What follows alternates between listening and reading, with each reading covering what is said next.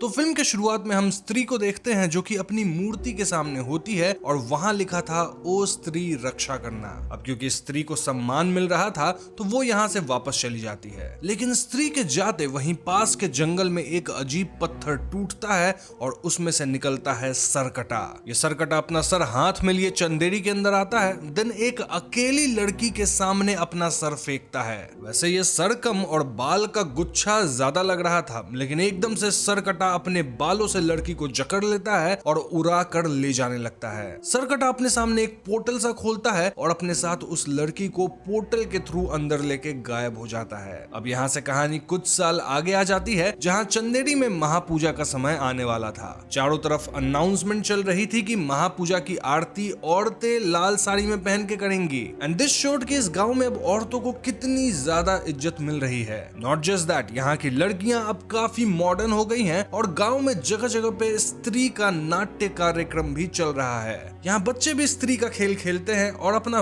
विक्की तो लिटरली शहर का रक्षक कहलाने लग गया है। बस उसकी जिंदगी में श्रद्धा के कैरेक्टर की कमी है। ये कमी इतनी खल रही थी कि विक्की, रुद्र भैया, बिट्टू सबको श्रद्धा ही इमेजिन करने लग गया था। अब क्योंकि श्रद्धा कपूर के कैरेक्टर का नाम हमें फिल्म में नहीं बताया गया है तो मैं पूरे वीडियो में उसे श्रद्धा ही कहूंगा और जहां मैं स्त्री कहूंगा वो ओरिजिनल स्त्री को बोल रहा हूँ। खैर यहाँ रुद्र भैया के लिए एक खत आता है जो कि यूं तो पूजा के वक्त आनी चाहिए थी, लेकिन लेटर इधर उधर मिक्स हो गया जिस वजह से अब जाकर महापूजा के वक्त खत पहुंची थी। इस लेटर के अंदर चंदेरी पुराण के मिसिंग पेजेस थे और यहाँ एक वार्निंग थी कि अब गांव में सरकटा आएगा। रुद्र भैया विक्की को इस बारे में चेतावनी देने की कोशिश करते हैं, लेकिन विक्की इस बात को इग्नोर करता है। कहानी में आगे हम बिट्टू को देख पाते हैं जिसकी एक गर्लफ्रेंड है नेम चिट्टी। चिट्टी काफी मॉडर्न है जो कि बिट्टू को अपने इशारों पे घुमाती है और एक रात जब बिट्टू उसे सॉफ्ट किटी, वार्म किटी यानी शेल्डन वाली ललाबाई सुना के सुला देता है एंड देन बाहर निकलता है तो सरकटा चिट्टी के घर में घुसता है। यहाँ सरकटा पहले सीटी मारता है, देन वो अपने सर के बाल से चिट्टी को जकड़ता है और फाइनली दीवार तोड़ के उड़ाते हुए पोर्टल में जाके गायब हो जाता है। इस सीन से एक बात क्लियर थी कि सरकटा बहुत लंबा चौड़ा है, देन स्ट्रॉन्ग भी है और वो सिर्फ लड़कियों को ही अगवा कर रहा है। वैसे सरकटा अगवा करने से पहले सीटी जरूर बजाता है एंड देन अपने हेड को काइंड ऑफ रोल करके फेंक देता है।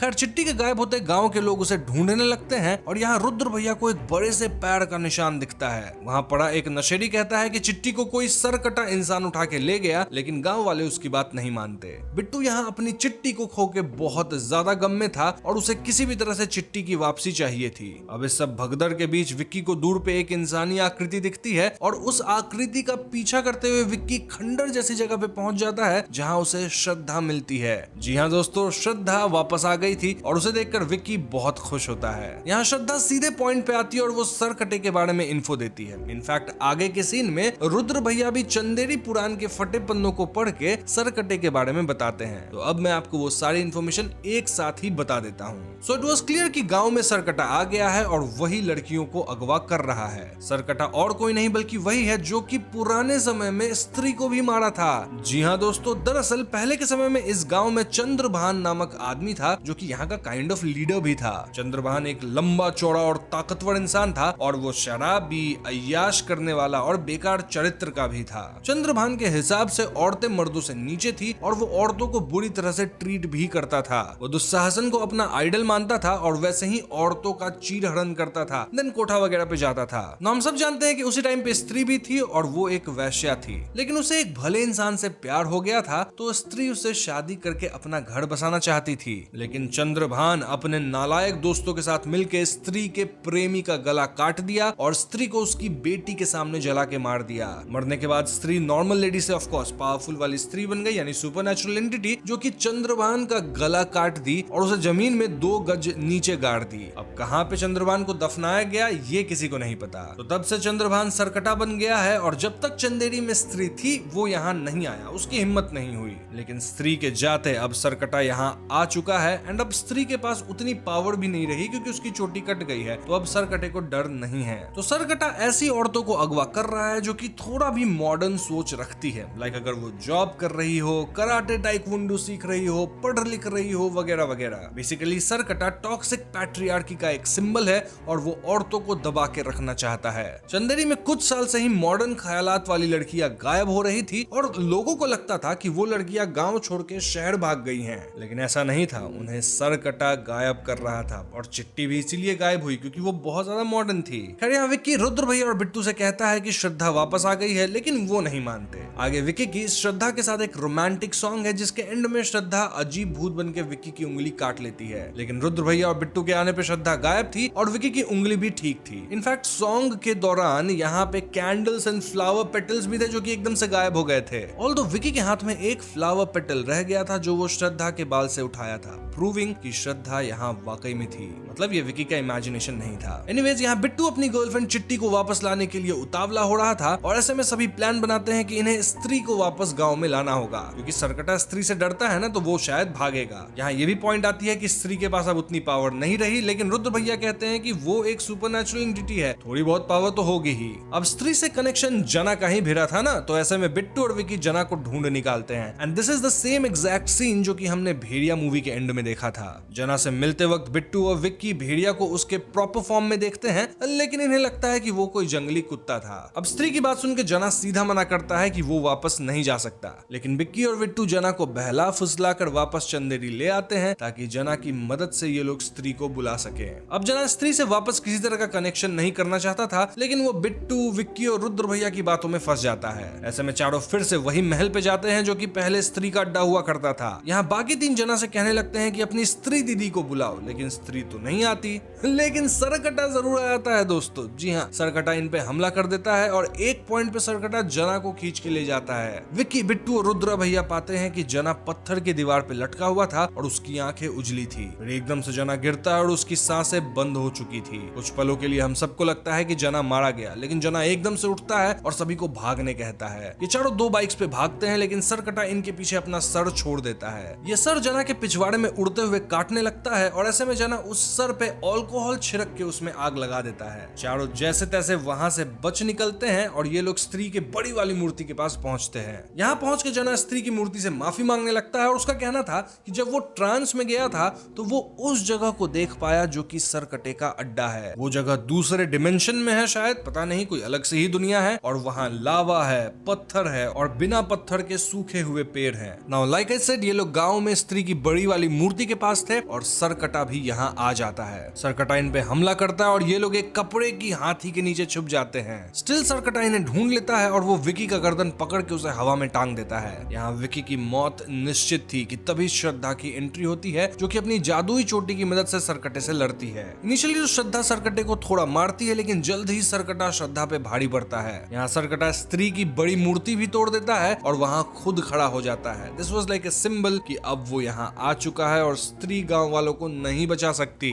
बाकी सब किसी तरह यहाँ से भाग निकले होंगे क्योंकि यहीं पे फिल्म का इंटरवल हो जाता है। तो इंटरवल के बाद श्रद्धा बताती है कि वो काला जादू पढ़ने के लिए गायब हो गई थी। श्रद्धा के हिसाब से महापूजा के टाइम पे सरकटा सबसे पावरफुल स्टेट में होगा और अगर उसे महापूजा से पहले नहीं हराया गया तो महाविनाश निश्चित है। वहीं जना का वापस से कनेक्शन भिड़ गया था, इस बार स्त्री के साथ नहीं बल्कि सरकटे के साथ, और जना जब भी आंख बंद करता तो वो सरकटे की लोकेशन देख पाता था। हालांकि इस बार जना पजेस्ड नहीं था बल्कि अपने होश में ही था। बस हाँ, थोड़ा सा घबराया हुआ जरूर था, लेकिन श्रद्धा अपनी पावर से उसे शांत करती है। जना बताता है कि सरकटा वही लावा वाली जगह पे है और जिन भी लड़कियों को अगवा किया गया है वो उन सब औरतों के सर के बाल को छिल दिया है और पेड़ से उन्हें बांध के रखा है इन व्हाइट ड्रेस। सरकटे को मॉडर्न लड़कियों से नफरत है और वो तब तक नहीं रुकेगा जब तक वो लड़कियों की बलि ना दे दे। दूसरी तरफ गांव की औरतें काफी परेशान थी और वो सारा दोष विक्की पे डाल रही थी। क्यों? क्योंकि विक्की ही स्त्री को हराया जिस वजह से ये सरकटा आ गया है। जब तक स्त्री थी पुरुष लोग डर के रहते थे और औरतें अच्छे से घूमती थी, लेकिन अब पाशा पलट गया है। वैसे औरतों की आखिरी उम्मीद भी विक्की ही था क्योंकि उनके हिसाब से वही सरकटा को हराएगा और जब तक ऐसा हो नहीं जाता सारी औरतें वापस मॉडर्न से पुराने स्टाइल में जा रही थी, लाइक ड्रेस के ओपन पार्ट्स को ढकना एंड ऑल दैट। नाउ श्रद्धा विक्की को एक काले जादू वाला चाकू देती है, सेइंग कि वो सरकटे को हरा सकता है क्योंकि उसकी आंखों में प्यार है। विक्की को बस सरकटे के मुंडी की आंखों में देखना है और फिर काले जादू वाले चाकू से सीने पे वार करना है। तो प्लान हो गया था फिक्स कि भैया सरकटा को हराना है, लेकिन सरकटा को लुभाने के लिए गांव में लड़की का डांस प्रोग्राम भी तो रखवाना जरूरी है। पर सोच के देखो, कोई लड़की अपनी जान की बाजी लगा के डांस थोड़ी करती। और ऐसे में रुद्र भैया अपनी समा को इसके लिए अग्री करवाते हैं जो कि इस सिटी में नहीं थी। रुद्र भैया का कहना था कि वो समा को प्रोटेक्ट करेंगे और उस पे एक भी आंच नहीं आने देंगे। वैसे मैं आपको बता दूं कि समा और कोई नहीं बल्कि तमन्ना का कैरेक्टर है दोस्तों, और रुद्र भैया समा के आशिक है और समा भी रुद्र भैया को बहुत पसंद करती है। ये बात जानने के बाद बाकी कैरेक्टर्स को चुल्लू भर पानी में डूबने का मन कर रहा था। खैर समा अपना डांस शुरू करती है और कुछ ही देर बाद सरकटा यहाँ आता है। अब विक्की सरकटे की आंख में देख ही नहीं सकता था क्योंकि सरकटा का सर कहीं आसपास दिख ही नहीं रहा था। तभी एकदम से सरकटा अपना सर पीछे से निकालता है और विक्की पे इससे हमला कर देता है। अब जब तक विक्की संभल पाता, उसकी आंखें धुंधली होकर वापस सही होती, तब तक सरकटा अपनी पावर का इस्तेमाल करके वहां के सभी मर्दों के दिमाग को अपने वश में कर लेता है। इनफैक्ट बिट्टू भी वश में आ गया था और हम देख पाते हैं कि सभी मर्दों की आंखें उजली हो गई थी। सारे मर्द लोग समा को बचाने के लिए उसे पीछे छुपाए थे, लेकिन अब वो सरकटे के सामने से हट जाते हैं और सरकटा समा को भी उड़ा के ले जाता है। बाय द वे, आप सोच रहे होंगे कि इस सब के दौरान श्रद्धा कहाँ है? वेल, वो दूर कहीं सरकटे के रेल्म में जाने की भरपूर कोशिश कर रही थी, लेकिन वो अंदर जा ही नहीं पाती। अब सरकटे के जाने के बाद भी गांव के मर्द उसके ही बहकावे में थे। बचे थे तो सिर्फ रुद्र भैया, जना और विक्की। ये लोग कैसे बच गए? वेल, रुद्र भैया और जना तो बाकी मर्द से अलग खड़े थे क्योंकि इनका काम था ये पता लगाना कि सरकटा अभी कहाँ है। और विक्की की बात की जाए तो वो तो पिट के नीचे गिर गया था, तो इसलिए वो बच गया। जो भी हो, फिलहाल रुद्र भैया बहुत परेशान थे क्योंकि उनकी समा भी गायब हो चुकी थी।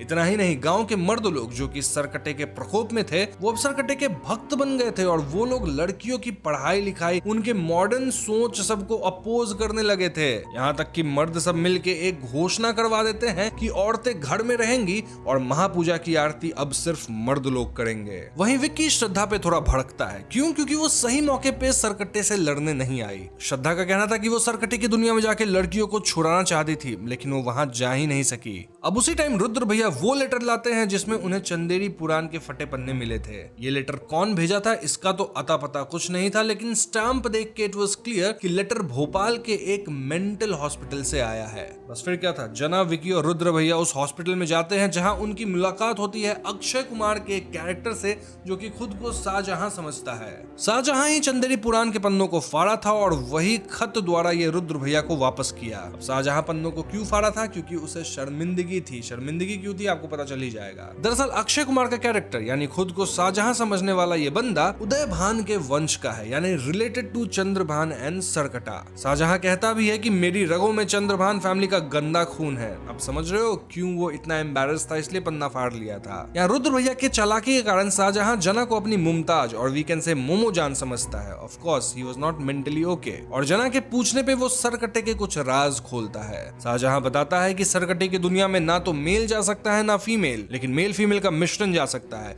देन कोई ह्यूमन नहीं जा सकता, ना ही कोई एनिमल जा सकता है। शाहजहां ये भी कहता है कि सरकटे को स्त्री की बलि चाहिए और सरकटे को उसकी ही दुनिया में हराया जा सकता है। तो ये सब जानने के बाद सभी दिमाग लगाने लगते हैं कि आखिर ये लोग सरकटे की दुनिया में जाएंगे कैसे, क्योंकि इन्हें आधा पुरुष आधा नारी का अवतार लेना है, जस्ट लाइक अर्धनारीश्वर। यहाँ जना के पास कुछ तो प्लान भी था, लेकिन कोई उसकी प्लान सुनता ही नहीं। श्रद्धा कहती है कि वो जानती है कि सरकटे की दुनिया में कैसे प्रवेश किया जाएगा। फॉर नाउ विकी को चाकू चलाने की प्रैक्टिस करनी चाहिए क्योंकि उसे एक ही झटके में सरकटे का सर काटना होगा। इस सब के पैरेलल में गांव के मर्द लोग औरतों को घर में लॉक कर दिए थे और खुद ही महापूजा की आरती के लिए निकल पड़े थे। इनमें बिट्टू भी था जो कि पूरी तरह से सरकटे के वश में था। खैर फाइनली श्रद्धा, रुद्र भैया, जना और विक्की रेडी होते हैं टू फेस सरकटा। ये लोग चंदेरी वाले महल की तरफ जाते हैं और वहां इन्हें रोकने बिट्टू आ गया था। ऐसे में ये लोग बिट्टू को बंदी बना लेते हैं एंड देन श्रद्धा अपने तंत्र मंत्र से कुछ ऐसा करती है कि वो विक्की के शरीर में प्रवेश कर गई थी।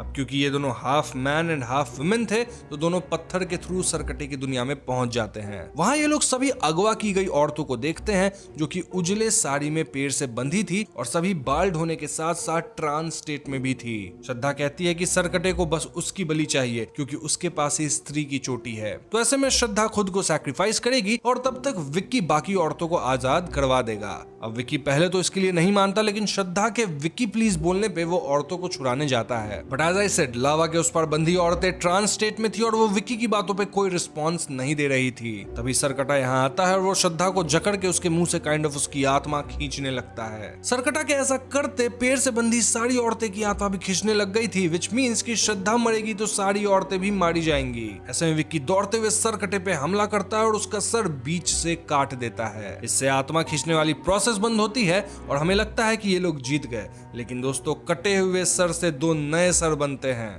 इनफैक्ट आप जितना सर कटेगा सर को काटोगे वो उतना ही मल्टीप्लाई हो रहा था। नीडलेस टू से कि विक्की और श्रद्धा के लिए अब सर कटे से लड़ना काफी मुश्किल हो गया था। एंड बाय द वे यहाँ जो कुछ भी हो रहा है उसकी इन्फॉर्मेशन रुद्र भैया को भी मिल रही थी। कैसे? वेल, जना आंख बंद करके सब देख रहा था और लाइव कमेंट्री दे रहा था। याद है ना, जना का कनेक्शन बन गया है सरकटे के साथ। तो हाँ, वो रुद्र भैया को पूरी फाइट बता रहा था, देन समा के बारे में बता रहा था, चिट्टी के बारे में बता रहा था, मतलब सारी इन्फॉर्मेशन दे रहा था जो भी सरकटे की दुनिया में हो रही थी। बेसिकली यहाँ महाभारत से संजय का रेफरेंस दिया गया है कि कैसे वो पूरी युद्ध की कहानी अपने दिव्य दृष्टि की मदद से धृतराष्ट्र को बताते थे। Coming back to fight, Sarkata Shraddha और विक्की पे भारी पड़ता है और एक पॉइंट पे वो श्रद्धा की चोटी भी तोड़ देता है। इनफैक्ट विक्की सरकटे के सीने में खंजर डालने की कोशिश करता है, लेकिन इसका भी सरकटा पे कोई असर नहीं होता। वो फिर से श्रद्धा की आत्मा खींचने लग जाता है, लेकिन तभी बाहर से जना अपना प्लान बी एक्टिवेट करता है। प्लान बी था भेड़िया को सरकटे की दुनिया में भेजना। जी हाँ दोस्तों, भेड़िया यहाँ आ सकता था क्योंकि वो ना तो पूरा जानवर है ना ही पूरा इंसान। तो हाँ, यहाँ वरुण धवन का कैरेक्टर भेड़िया बन के सरकटे पे हमला करता है और अब 3 लोग मिलकर सरकटे से लड़ते हैं। स्टिल सरकटा अपने ट्रू फॉर्म में आके इन पे भारी पड़ रहा था और यहाँ लड़ते हुए इनकी नजर एक तलवार पे पड़ती है जो कि इसी जगह के एक पत्थर में धंसी हुई थी। श्रद्धा का कहना था कि स्त्री उसी तलवार का इस्तेमाल करके सरकटे का सर फर्स्ट टाइम काटी होगी। तो अगर विक्की भी उस तलवार को निकाल के उससे सरकटे पे हमला करे तो शायद सरकटा मारा जाए। अब विक्की तलवार निकालने की पूरी कोशिश करता है, लेकिन उसे तलवार निकलती नहीं है। श्रद्धा का कहना था कि विक्की को पूरे दिल से, अपने इनोसेंट हार्ट से तलवार को निकालना होगा, तभी तलवार बाहर आएगी। लेकिन ये तलवार बाहर आने का नाम ही नहीं ले रही थी। एक पॉइंट पे सरकटा विक्की को भी मारने वाला था एंड देन वो श्रद्धा को भी मारने वाला था। बेसिकली ऐसा लग रहा था कि सरकटा अब जीत ही जाएगा, लेकिन तभी श्रद्धा माँ चिल्लाती है। उसके माँ चिल्लाते यहाँ स्त्री की एंट्री होती है। जी हाँ दोस्तों, स्त्री श्रद्धा की माँ है और इस पॉइंट पे स्त्री और सरकटे में लड़ाई छिड़ जाती है। वैसे यहाँ मैं जितनी भी लड़ाई की बात बता रहा हूँ, हो सकता है कुछ सीक्वेंस आगे पीछे हो गया हो क्योंकि मुझे याद नहीं है, बट हाँ, जो मैं बता रहा हूँ वो हुआ जरूर है। Anyways, coming back to fight, अब भले स्त्री के पास चोटी नहीं थी, स्टिल वो काफी पावरफुल थी, लेकिन सरकटा स्त्री को भी ओवर पावर कर रहा था। बेसिकली वो स्त्री के ऊपर बहुत सारे पत्थर गिरा दिया था। फिल्म में एक पॉइंट आता है जब हमें लगता है कि सरकटा फिर से जीत जाएगा, लेकिन एन मौके पे विक्की तलवार निकालता है और स्त्री को पास कर देता है। स्त्री सरकटे का सर पकड़ के उसे घसीटती है, देन उसे लावा में डालती है ताकि उसका बॉडी लावा में गल जाए। देन वो फाइनली तलवार से सरकटे का सर काट देती है। मतलब सरकटे का सर कटा ही हुआ है, लेकिन उसके सर को भी अब 2 भाग में काट दिया गया था और ये दोनों भाग लावा में गिरता है एंड देन स्त्री श्रद्धा की तरफ बढ़ती है। लेकिन फाइनली स्त्री शायद समझ पाती है कि श्रद्धा उसकी बेटी है, क्योंकि ये दोनों मुंडी हिला हिला के एक दूसरे को देखते हैं, जिसके बाद श्रद्धा स्त्री को जाने कहती है और स्त्री चली जाती है। देन विक्की, श्रद्धा, रुद्र भैया, जना और बिट्टू मिलकर सारी अगवा हुई औरतों को सही सलामत चंदेरी लेके आते हैं। मतलब रुद्र भैया की समा और बिट्टू की चिट्टी भी बच गई है दोस्तों। इनके पीछे हम भेड़िया को भी देखते हैं जिसकी आंखें चमक रही थी। So in the end we can say कि सरकटे को हराने के लिए विक्की, श्रद्धा, भेड़िया और स्त्री सबकी कंबाइंड पावर लगी। बाय द वे, सरकटे के मरते बिट्टू सहित गांव के सभी मर्द अपने होश में आ जाते हैं और औरतें भी घर का ताला तोड़ के लाल साड़ी पहन के महापूजा में आरती करने आती हैं। अब क्योंकि मर्दों के ऊपर का छलावा टूट गया था तो वो भी औरतों को वेलकम करते हैं and this was a really good scene. Film के एंड में श्रद्धा वापस जा रही होती है और यहाँ विक्की को श्रद्धा के बारे में काफी कुछ पता चलता है। लाइक कहानी में स्त्री की जो एक बेटी थी ना, जो कि बच गई थी, वो बेटी और कोई नहीं बल्कि श्रद्धा है। पहले पार्ट में स्त्री श्रद्धा पे भी इसलिए हमला की थी क्योंकि स्त्री को पता ही नहीं था कि वो उसकी बेटी है। अब श्रद्धा स्त्री की चोटी इसलिए कटवाई ताकि स्त्री की आत्मा को फाइनली मुक्ति मिल सके, वो हमारी दुनिया से जा सके। इस फिल्म के एंड में शायद ऐसा हुआ भी क्योंकि श्रद्धा के कहने पे स्त्री चली गई, but who knows, maybe Stree हमें आगे भी देखने को मिल जाए। रही बात की स्त्री तो काफी पुरानी कहानी है, तो उसकी बेटी श्रद्धा इतनी यंग कैसे है? तो वेल, श्रद्धा एडमिट करती है कि वो वाकई एक भूत, डायन, पिशाच, चुड़ैल, जो आप बोल लो वही है। She is not human. ये जान के विक्की को थोड़ा तकलीफ तो होता है, स्टिल वो एडजस्ट करने के लिए तैयार था, लेकिन श्रद्धा को ही वापस जाना था। श्रद्धा कहती है कि वो विक्की के साथ तो नहीं रह सकती, लेकिन उनके बीच का रिश्ता जरूर अटूट है। ऐसे लॉजिकली भी देखा जाए तो श्रद्धा एक भूतनी है और पता नहीं उसकी उम्र कितनी होगी, तो विकी के साथ उसका होना विकी के सेहत के लिए ठीक नहीं है। यहाँ श्रद्धा विकी को अपना रियल नेम भी कान में बताती है, लेकिन हम व्यूअर्स ये सुन नहीं पाते। इन द एंड श्रद्धा विकी के सामने ही गायब हो जाती है और विकी के हाथ में बस एक फ्लावर पेटल रह जाता है जो कि विकी के अंदर समा जाता है, मतलब गायब होके अजीब सा होता है। एंड हम विकी के शरीर में अजीब ऊर्जा को दौड़ते देखते हैं। दिस इंडिकेट्स कि क्योंकि विकी और श्रद्धा एक बार एक दूसरे के अंदर समा गए थे, वो हुआ था ना सरकटे की दुनिया में जाने के लिए, तो हाँ श्रद्धा अब हमेशा उसके साथ है, काइंड ऑफ। या फिर दिस कैन ऑल्सो मीन कि आगे विकी को भी कुछ सुपरनैचुरल पावर्स मिले। वैसे चंदेरी का रक्षक तो वो है ही। यहीं पे स्त्री 2 फिल्म खत्म हो जाती है। अब पोस्ट क्रेडिट सीन में हम भास्कर को देखते हैं जो कि भेड़िया से अपने ह्यूमन फॉर्म में आया है और जना उसे कपड़े देता है। भास्कर कहता है कि दिल्ली में एक अजीब प्राणी आया है जो कि लोगों का खून पी जाता है। दिस मींस कि मैडॉक्स सुपरनैचुरल यूनिवर्स में हमें अब वैम्पायर्स भी देखने को मिलेंगे दोस्तों। इसके बाद भास्कर कहता है कि उसे श्रद्धा काफी पसंद आ गई है और जना उसकी सेटिंग श्रद्धा से करवा दे। जना कहता है कि श्रद्धा को विकी ऑलरेडी पसंद करता है और यहाँ कुछ फनी सीन्स आते हैं। देन इसके बाद आती है एक सॉन्ग आई नहीं वाली जो आपने सुन रखा होगा यूट्यूब पे। बट देन सॉन्ग के बाद एक और पोस्ट क्रेडिट सीन है जो कि इम्पोर्टेंट है। यहाँ हम एक लोटा देखते हैं और उस लोटे के अंदर लावा जैसा कुछ तो था और ये लोटा खुद ही लुढ़कते हुए अक्षय कुमार के कैरेक्टर के पास जाता है। अक्षय कुमार का कैरेक्टर इस लोटे के अंदर के कंटेंट को पी लेता है और इससे उसके शरीर में ऊर्जा का प्रवाह होता है, यानी उसे भी मिलेगी किसी तरह की शक्ति और we can say super power. अब लोटे के अंदर क्लियरली सरकटे का अवशेष था जो कि लावा में गिरा था और इससे अक्षय कुमार के कैरेक्टर को पावर्स मिल सकता है क्योंकि वो सेम खानदान से है, लिटरली सेम ब्लड। अब अक्षय कुमार का कैरेक्टर अपनी पावर्स का अच्छे के लिए इस्तेमाल करेगा या बुरे के लिए, वो एक हीरो होगा या फिर विलन, ये कहा नहीं जा सकता। क्योंकि इनिशियली तो अक्षय कुमार डिस्गस्ट दिखा रहा था, लेकिन ये सब उसका एक चाल भी हो सकता है ताकि सरकटा मारा जाए और उसकी पावर ये हासिल कर ले। बट यस, एक चीज क्लियरली कही जा सकती है कि अक्षय कुमार के कैरेक्टर की एंट्री मैडॉक्स सुपरनैचुरल यूनिवर्स में हो चुकी है। वैसे लोटे में लावा भर के भेजा कौन था ये हमें बताया नहीं गया। हालांकि जिस तरह से लोटा लुढ़क के आया, इससे तो लगता है कि सरकटा खुद ही यहाँ आया है या फिर अक्षय कुमार किसी तरह से मंगवाया है। क्योंकि अगर आपको याद हो तो सरकटे का सर भी ऐसे ही लुढ़कते हुए लड़कियों तक जाता था। तो हाँ, मे बी सरकटे में थोड़ी जान बची हो जिसका इस्तेमाल करके वो अक्षय कुमार के कैरेक्टर के पास आ गया फॉर अ रिवाइवल और for a power transfer. By the way, लोटे को कपड़े से ठीक वैसे ढका गया था जैसे लोग किसी के अस्थि को रखते हैं ढक के। नाउ इस पोस्ट क्रेडिट सीन के बाद एक और सॉन्ग आती है। कौन सी सॉन्ग? वो वाली जिसमें हम भास्कर, श्रद्धा, विकी और जना चारों को देखते हैं। यहाँ विकी और भास्कर श्रद्धा के पीछे पड़े हैं और श्रद्धा दोनों को भाव दे रही है, लेकिन एंड में वो गायब हो जाती है। तो फिल्म की कहानी 2005 में सेट है जहां हम एक आदमी को देखते हैं और वो सोफा पे बैठ के एक रियलिटी शो देख रहा था। बेसिकली ये रियलिटी शो केबीसी जैसा था। तभी उसे अपनी पत्नी का कॉल आता है और दोनों प्यार से बात करने लगते हैं। उसकी बातों से हमें पता चलता है कि उसकी पत्नी प्रेग्नेंट है और उसकी एक 10-11 साल की बेटी भी है। हमें यह भी पता चलता है कि वो इस बंगलो का केयर टेकर है और इस बंदे का नाम प्रेम है। वैसे इस बंगलो का मालिक है मिस्टर बलबीर बस्सी जो कि करनाल में रहता है। अब कभी कभार वो यहाँ आता है, ठहरता है और बाकी टाइम प्रेम ही इस बंगलो का ख्याल रखता है। अब बातों बातों में प्रेम छत के एक कमरे में जाता है जहां उसका रूम था और उसके रूम में हम बड़े बड़े बुचर नाइफ्स देखते हैं। फोन काटने के बाद वो वॉशरूम में जाता है जहां टू आवर शॉक एक 14-15 साल की बच्ची की लाश रखी थी और बच्ची एक स्कूल यूनिफॉर्म में थी। दिस डिपिक्टेड कि यह आदमी कोई नॉर्मल इंसान नहीं है बल्कि ये बच्चों को किडनैप करके उनका खून करता है। अब यहाँ पे प्रेम उस बच्ची के शरीर के टुकड़े करने लगता है and this is the point जब फिल्म का इंट्रो रोल होता है। अब यहाँ से सीन शिफ्ट होकर एक पुलिस ऑफिसर को दिखाती है जिसका नाम है रामचरण पांडे।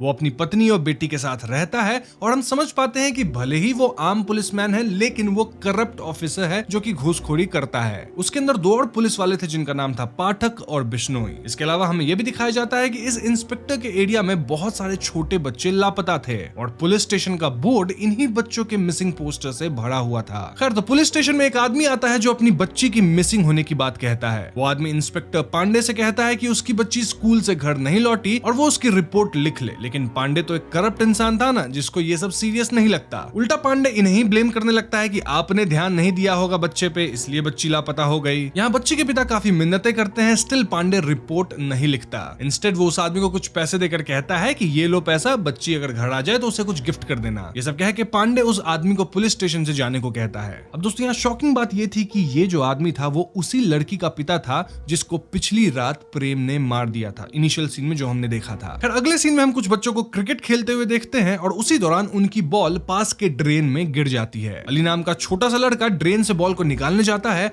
और वहां उसे इंसानी हाथ का एक स्केलेटन मिलता है। ऐसे में तुरंत पुलिस को इन्फॉर्म किया जाता है और इंस्पेक्टर पांडे की टीम वहां आती है। पुलिस वाले बिना किसी खास खोजबीन के लोगों को यह आश्वस्त कर देते हैं कि नाली बहुत दूर से बह के आ रही है जो कि हमारे एरिया की नहीं है, इसलिए लोगों को पैनिक होने की जरूरत नहीं है, स्पेशली इसलिए क्योंकि ये बंदर का हाथ है। लेकिन हम देखते हैं कि ये वाली नाली तो सेक्टर 36 के बस्सी के बंगलों के बाहर की नाली है, जिससे ये साफ हो जाता है कि ये काम प्रेम का ही है जो बच्चों के बॉडीज को शायद नाली में डंप कर देता है। और तो और प्रेम अब अली को भी अपना अगला शिकार चुन चुका था। क्यों? क्योंकि प्रेम बंगलों में से छिप के सब कुछ देख रहा था और वो अली पे नजर गड़ा लिया था। सो एज एक्सपेक्टेड उसी रात प्रेम अली को उठा लेता है, जिसको उसकी मम्मी ने रात को अंडे खरीदने को भेजा था। प्रेम उसे चॉकलेट का लालच देता है और उसे क्लोरोफॉर्म से बेहोश करके बंगलों पे ले आता है। अब प्रेम अली को बांध कर रखा था और उससे कुछ बातें भी करने लगता है। इनकी बातों से हमें एहसास होता है कि प्रेम के लिए बच्चे ऑब्जेक्ट्स की तरह हैं जिनकी ज्यादा वैल्यू नहीं होती। प्रेम के हिसाब से अगर अली खो भी जाता है तो किसी को कोई फर्क नहीं पड़ेगा, सब उसके बारे में भूल जाएंगे, उसके पेरेंट्स और भी बच्चे पैदा कर लेंगे। तो इसके बाद प्रेम अली के साथ थोड़ा गेम्स खेलने लगता है और इसी दौरान वो अली को वॉल पे हिट कर देता है, जिससे उसकी मृत्यु हो जाती है। अब यहाँ हमें प्रेम की भी पास्ट स्टोरी दिखाई जाती है और हम समझ पाते हैं कि प्रेम अनाथ था।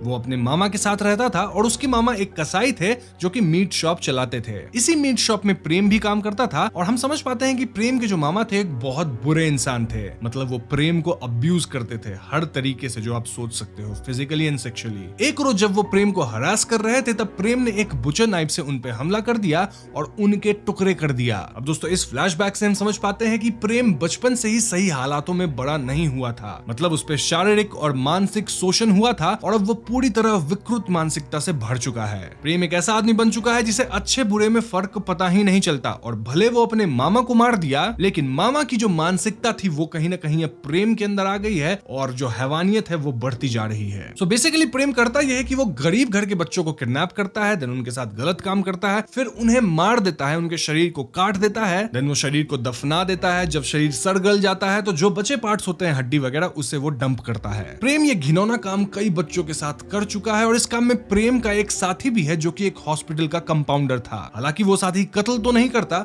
लेकिन वो किडनैपिंग एंड इन बच्चों का ऑर्गन ट्रैफिकिंग का काम जरूर करता है। इससे वो भी पैसे कमाता है एंड प्रेम को भी कुछ हिस्सा देता है। ये जो सारा काम है वो बस्सी के बंगलों में ही होता है। अब इस पॉइंट पे आप सोच रहे होंगे कि बस्सी को शायद इस बारे में कुछ पता नहीं होगा, but you would be wrong क्योंकि बस्सी खुद एक बहुत ही घटिया इंसान है। सो कहानी शिफ्ट होती है करनाल हरियाणा में जहां हम मिस्टर बस्सी से मिलते हैं। उस दिन उनके पोती का जन्मदिन था और वो उसे ड्रेसअप होने को कह रहे थे। ये छोटी बच्ची थोड़ी हेजिटेंट थी और हम क्लियरली समझ पा रहे थे कि बस्सी का यहाँ इंटेंशन गलत था। बस्सी उस बच्ची को फोर्स कर रहे थे, इंडिकेटिंग कि अपनी ही पोती के साथ गलत करना चाहता था। लेकिन मीन टाइम पे बस्सी की वाइफ आ जाती है जिससे वो लड़की रिलैक्स हो जाती है। जो भी हो हमें उनके कैरेक्टर के बारे में तो समझ आ ही गया है कि ये कितना घटिया इंसान है। अब नीचे पार्टी के दौरान सब बहुत खुश होते हैं लेकिन तभी मिस्टर बस्सी को प्रेम का कॉल आता है। दोनों कुछ बात करते हैं जो कि हमें सुनाया तो नहीं जाता लेकिन लास्ट में वो प्रेम से कहते हैं कि चुमकी को बुला देना, मैं कल दिल्ली आ रहा हूँ। दिस अगेन इंडिकेट्स कि ये आदमी सही तो बिल्कुल भी नहीं है। मतलब इतनी अच्छी फैमिली होने के बावजूद, इतना पैसा होने के बावजूद ये गलत हरकतों में शामिल था।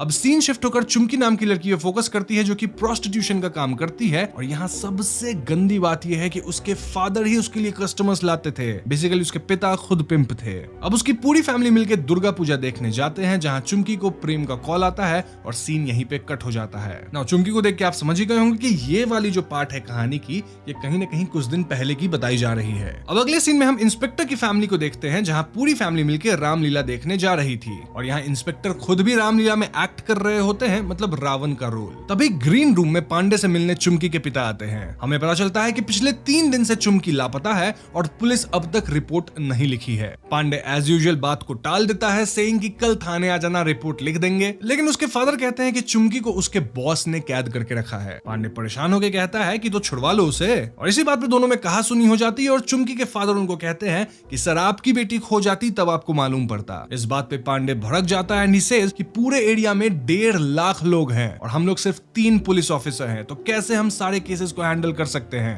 ये कह के वो चुमकी के पिता को भगा देता है। अब नाटक के कंप्लीशन के बाद पांडे अपनी पत्नी से बात कर रहे होते हैं और वो पूछते हैं कि हमारी बच्ची कहाँ है। पत्नी बोलती है कि वो तो टॉयलेट गई है, लेकिन दोस्तों उस मैदान में प्रेम और उसका साथी कंपाउंडर भी आया हुआ था जो कि छोटी बच्ची को किडनैप करने आया था, और वो लोग पांडे की ही बेटी को उठा लेते हैं। लेकिन लकीली पांडे उसे अपनी बच्ची ले जाते हुए देख लेता है। ऐसे में प्रेम बच्ची को छोड़ के भागने लगता है और पांडे जी उसके पीछे दौड़ते हैं। वही कंपाउंडर अपना एम्बुलेंस लाया होता है ताकि अगर वो पकड़ा भी जाए तो कुछ बहाना बना दे, एम्बुलेंस है ना। तो हाँ, यहाँ वो एम्बुलेंस ड्राइवर की एक्टिंग करता है और पांडे की बेटी को हॉस्पिटल छोड़ देता है आउट ऑफ कंपल्सन। जबकि इंस्पेक्टर पांडे अब भी प्रेम को चेज करते रहते हैं, लेकिन एक घमासान चेज के बाद भी पांडे उन्हें पकड़ नहीं पाता और प्रेम कैसे तो बचते बचाते मैंशन आके छुप जाता है। अब इसके बाद इंस्पेक्टर अपनी बच्ची से हॉस्पिटल मिल तो लेते हैं, लेकिन इस इंसिडेंट से इंस्पेक्टर की आंखें खुल जाती है और वो समझ पाता है कि खोए हुए बच्चों के माता पिता के मन में कैसा फीलिंग होगा। मतलब उनके बच्चे घर नहीं लौटे हैं और वो कैसे ऐसे ही छटपटा रहे होंगे। ऐसे में इंस्पेक्टर चुमकी के फादर को कह देते हैं कि आप थाने आ जाना, हम FIR लिख लेंगे। वहीं प्रेम घर आने के बाद अपनी पत्नी को फोन लगाता है और उससे कहता है कि मैं कुछ सामान भेज रहा हूं, तुम ध्यान से रख लेना। और दोस्तों यहाँ हम कुछ CD और एक कैम रिकॉर्डर देखते हैं, लेकिन वो CD क्या था ये हमें पता नहीं चलता। उन सीडीज में से एक पे लिखा होता है सदाबहार तराने, और ये वाली CD वो अपने गांव में अपनी पत्नी के पास भेज देता है। अब कहानी चेंज होकर एक अमीर आदमी के बेटे विहान पे फोकस करती है, जिसे कुछ किडनैपर्स उसके घर से उठा लिए हैं। The whole media comes to question this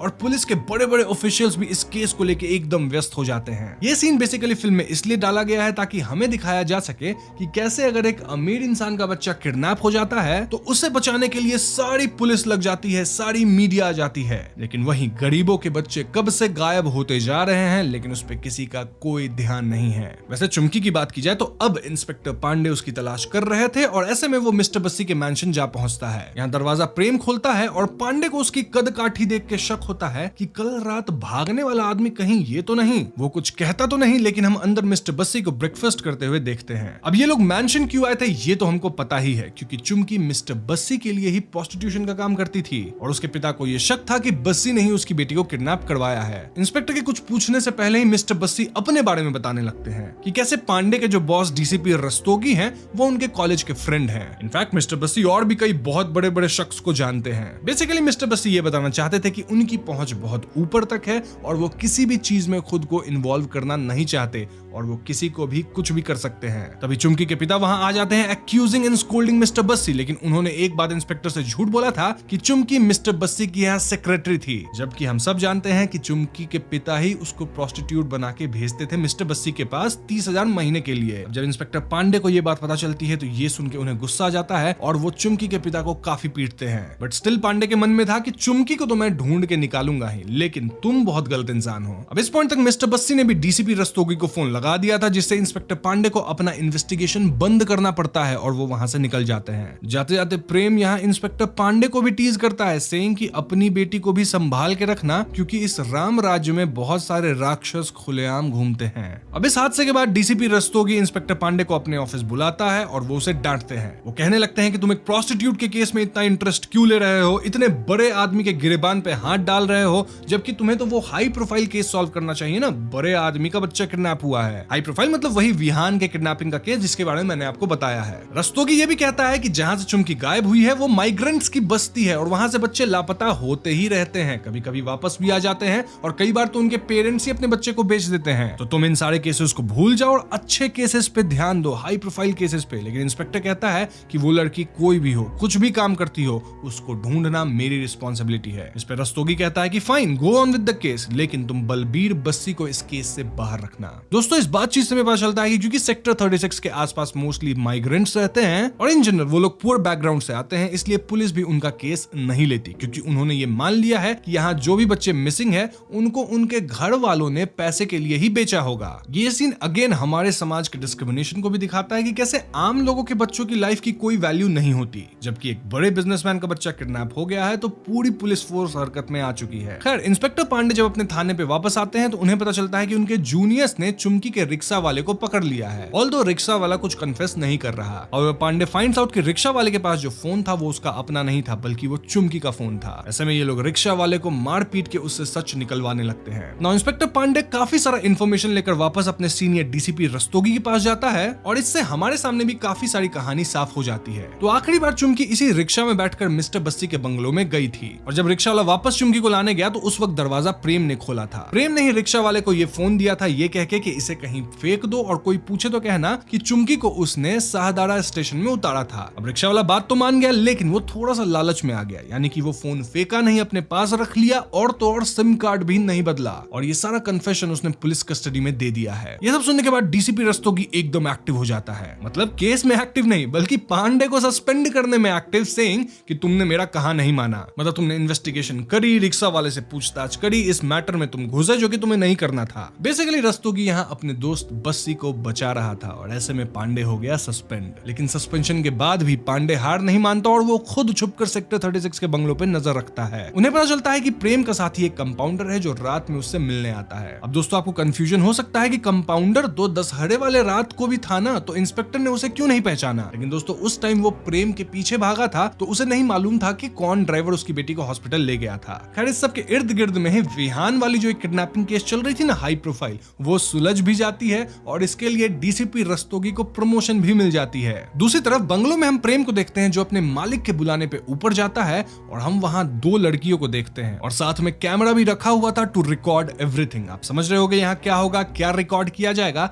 और जो सीरीज भी थी शायद इन्हीं वीडियोस की होगी। खैर उस रात पांडे और पाठक मिलकर छत पे बातें कर रहे होते हैं और पांडे का सस्पेंशन भी खत्म हो चुका था कि तभी पाठक कहता है कि सर वो देखिए ये वही आदमी है जिसने आपकी बिटिया को हॉस्पिटल पहुंचाया था। और ये सुनते ही पांडे कंपाउंडर को पहचान लेता है और वो सारे कड़ियों को जोड़ने लगता है। बेसिकली वो समझ जाता है कि एम्बुलेंस वहां मदद करने नहीं बल्कि बच्चों को किडनैप करने आई थी और ये भी प्रेम का साथी है। ऐसे में पांडे और पाठक मिलकर कंपाउंडर को ही उठा लेते हैं। अब इस कंपाउंडर का नाम था छोटे लाल और दोनों मिलकर उसे खूब मारते हैं। ऐसे में छोटे लाल कन्फेस कर देता है कि कैसे वो और प्रेम मिलकर बच्चों को किडनैप करते हैं ताकि वो उनके ऑर्गन्स को बेच सके। ये सब वो लोग एक सुनसान बिल्डिंग में कर रहे होते हैं। तभी सीन चेंज होकर डीसीपी साइकिया पे फोकस करते हैं जो काफी ईमानदार और अच्छे हैं और अब वो डीसीपी रस्तोगी की जगह आए हैं क्योंकि ऑफ कोर्स रस्तोगी का तो प्रमोशन हो गया है। तो अब से इंस्पेक्टर पांडे इन्हीं को रिपोर्ट करेंगे यानी डीसीपी साइकिया को, और पहले ही दिन वो उनसे मिलने चले जाते हैं। अब वहां रस्तोगी भी होता है और उसे कहीं ना कहीं डाउट हो जाता है कि ये इंस्पेक्टर पांडे वापस से उसी केस की तहकीकात में लग गया है और इसको अब असिस्टेंस भी मिलेगा। ऐसे में वो काफी ऑफेंड होता है, टेंशन में आ जाता है और श्रवण कुमार को कॉल करता है कि क्या तुम्हें अपने करियर में ऊपर उठना है। दिस क्लियरली इंडिकेटेड कि अब रस्तोगी पांडे के खिलाफ कोई तो षड्यंत्र जरूर रचेगा। और तो और रस्तोगी फोन करके बस्ती को भी बता देता है कि इंस्पेक्टर पांडे तुम्हारे पीछे पड़ा हुआ है तो भैया सतर्क हो जाओ। यहाँ कुछ और भी बातें होती है जो कि हमें सुनाया नहीं जाता। तभी यहाँ हम झाझर हरियाणा के कुछ लोग को देखते हैं जो शायद कॉन्ट्रैक्ट किलर्स थे और उनको कोई तो फोन करके एक आदमी को मारने का कॉन्ट्रैक्ट देता है। तो यहाँ कहानी में कुछ और कड़ियां भी जुड़ रही हैं, लेकिन ये क्या है इसके बारे में हमें आगे पता चलेगा। खैर तो आगे हम पांडे और साइकिया को आपस में बात करते हुए देखते हैं जहां वो लोग अपने पुलिस सर्विस के बारे में बात करते हैं। अब तक पांडे उसे चुमकी के केस की भी सारी इन्फॉर्मेशन दे दिया और वो दोनों उस लोकेशन पे जाते हैं जहां पांडे ने छोटे लाल को छुपा कर रखा था। लेकिन उनके वहां पहुंचने से पहले ही वो तीनों कॉन्ट्रैक्ट किलर्स वहां आकर छोटे लाल को उठा ले जाते हैं और उसे भी काट कर आग में जला देते हैं। लेकिन सोचने की बात तो ये है कि इतना पर्सनल खबर लीक कैसे हुआ कि छोटे लाल कहाँ है। खैर जब पुलिस वाले लोग पहुंचते हैं और छोटे लाल को अपनी जगह पे नहीं पाते तो पांडे गुस्से में पाठक से कहता है कि तुम्हारे होते हुए छोटे लाल को कौन उठा ले गया। इस पे पाठक कहता है कि सर मैं बस 5 मिनट के लिए बाहर गया था कुछ खाने के लिए और तभी ये सब हो गया। पांडे उसे पीटने लगता है लेकिन साइकिया सेज कि कोई बात नहीं, अब हम रिक्शा वाले के टेस्टिमनी से ही काम चलाएंगे और ये लोग फाइनली प्रेम को अरेस्ट कर लेते हैं फॉर क्वेश्चनिंग। तो दोस्तों फाइनली प्रेम पुलिस के हिरासत में था और पांडे उससे पूछताछ करने लगता है। एंड टू अ सरप्राइज प्रेम कुछ भी झूठ नहीं बोलता बल्कि वो सब कुछ सच सच बता देता है। जी हाँ, वो क्लियरली कहता है कि उसी ने चुमकी को मारा है। बेसिकली उस रात ये हुआ था कि उसने अपने मालिक के पहले ही चुमकी को बुला लिया था क्योंकि वो उसे पसंद करता था। लेकिन चुमकी ना कहने लगी, अकड़ दिखाने लगी और वो प्रेम को इंसल्ट भी करती है सेइंग कि तुम नौकर हो एंड नौकर की तरह रहो। इस पे प्रेम को आ गया गुस्सा और उसने चुमकी को चोक करके मार डाला। उसने चुमकी की बॉडी के साथ गलत भी किया और फाइनली उसकी बॉडी को काट के बगीचे में दफना दिया। ये सब बात बताते बताते प्रेम ये भी कन्फेस करता है कि जब उसने अपने मामा को मारा था तो वो अपने मामा का मीट भी पका कर खाया था और तब से ही उसे इंसानी मीट खाने की लत लग गई है। और तो और वो छोटे छोटे बच्चों को भी मार के खाता है। इनफैक्ट उसने अपनी लाइफ में लगभग 22 से 24 बच्चों की जान ली है। जी हाँ दोस्तों, अब तक तो ये बात क्लियर हो ही गया है कि प्रेम ना सिर्फ बच्चों को मारता था बल्कि उन्हें खाता भी था। और इस तरह से इंस्पेक्टर को सभी बच्चों के मिसिंग होने का राज भी पता चल गया था। तो इस पॉइंट पे इंस्पेक्टर को काफी गुस्सा भी आ गया था और वो प्रेम से पूछता है कि तुम इन मासूम बच्चों को क्यों मार रहे हो। ऐसे में प्रेम कहता है कि कौन ही इन बच्चों की केयर करता है, ये लोग गरीब बच्चे हैं जिनके जीने और मरने से किसी को कोई फर्क नहीं पड़ता। ऐसे भी ये लोग बड़े होकर भी गरीब ही रहेंगे, किसी ब्रिज के नीचे बैठेंगे, बीमारी से अपनी जान दे देंगे या कुछ और करेंगे। बेसिकली इनका सोसाइटी में कोई कंट्रीब्यूशन नहीं होगा। ये कभी कोई डॉक्टर इंजीनियर नहीं बन पाएंगे, ये रहेंगे तो नौकर ही, तो इससे अच्छा वो मर ही जाए। और इसलिए मैं उन्हें मारता हूँ, इससे मेरा भला हो जाता है। कम से कम मेरे बच्चे तो स्कूल जा पाएंगे, और ये जो अमीर लोग होते हैं ना, वो लोग ही इन बच्चों का फायदा उठाते हैं उनसे काम करवा के। तो मैंने सही किया। जी हाँ दोस्तों, प्रेम इतनी ब्रूटल बातें कहता है। अब आगे साइकिया पूछता है कि क्या तुम्हारा बॉस मिस्टर बस्सी भी इसमें शामिल था, और प्रेम कहता है कि ये मैं नहीं बता सकता, तुम कोई और सवाल पूछो। इससे हमें पता नहीं चल पाता कि बस्सी भी इन सब में इन्वॉल्व है या नहीं, ऑल्दो हम जानते हैं कि बस्सी का भी हाथ होगा जरूर। अब अगले सीन में मिस्टर बस्सी के घर के गार्डन में खुदाई का काम होता है, जहां से चुमकी की लाश मिलती है। मतलब ये लाश अब स्केलेटन यानी कि कंकाल बन चुकी थी। यहाँ ड्रेन में भी खोजा जाता है तो बहुत सारे बच्चों के गले पिघले लाश और हड्डियां मिलती हैं। इस पे पूरा पब्लिक आउटरीच हो जाता है, जहां सारे लोग इन अक्यूज्ड और इसके मालिक को जान से मार डालना चाहते थे। इनफैक्ट बस्सी को तिहाड़ जेल में भेज दिया जाता है। अब लोग गुस्से में बस्सी के बंगलों में तोड़फोड़ मचा देते हैं, and now the house is called the house of horror. लेकिन बस्सी और उसके दोस्त काफी इन्फ्लुएंशियल थे, जिस कारण से ये केस साइकिया के हाथ से लेकर रस्तोगी को दे दी जाती है। और ऐसे में इंस्पेक्टर पांडे को सबसे पहले सर्विस से डिसमिस किया जाता है। अब एसपी क्योंकि उसे सस्पेंड नहीं कर सकते थे, तो उसे डीसीपी बना दिया जाता है। पुलिस कस्टडी में भी बस्सी को अच्छा ट्रीटमेंट दिया जाता है, और क्योंकि अब केस का इंचार्ज रस्तोगी था, तो ऑब्वियसली बस्सी को क्लीन चिट मिल जाती है। इंस्पेक्टर ये सब न्यूज में देखकर साइकिया से रिक्वेस्ट करता है कि एक बार क्या वो प्रेम सिंह से मिल सकता है, तो हाँ, उसे परमिशन दे दी जाती है। तो अगले सीन में पांडे प्रेम से मिलकर कहता है कि तुम ऑर्गन ट्रैफिकिंग से जो पैसा कमाते थे, वो तुम गांव कैसे भेजते थे। वो कहता है कि मैं पैसा कुरियर से भेजता था और ये सब छोटे लाल भिजवाता था। तो यहाँ पांडे रिवील करता है कि छोटे लाल को तो हमने उठा के रखा था, फिर तो वो गायब हो गया, उसे किसी और ने किडनैप कर लिया, तो तुम थ्रू कुरियर कैसे भेजते थे। बेसिकली पांडे यहाँ कह रहा था कि तुम्हारे पैसे कभी घर तक पहुंचे ही नहीं। इससे प्रेम परेशान हो जाता है और घर जाने की जिद करता है। यहाँ प्रेम को भरोसा था कि उसके मालिक बस्सी उसे छुड़वा के ले जाएंगे, लेकिन इंस्पेक्टर उसे बताता है कि मालिक ने तो सारा दोष तुम्हारे सर पे डाल दिया है। He forces him to confess कि बता दो तुम्हारे मालिक भी शामिल थे। इस पे प्रेम सिर्फ इतना कहता है, सदाबहार तराने, और हमें मालूम पड़ जाता है कि प्रेम ने जो सीडी अपने गांव भेजी थी उसमें जरूर कुछ सबूत है।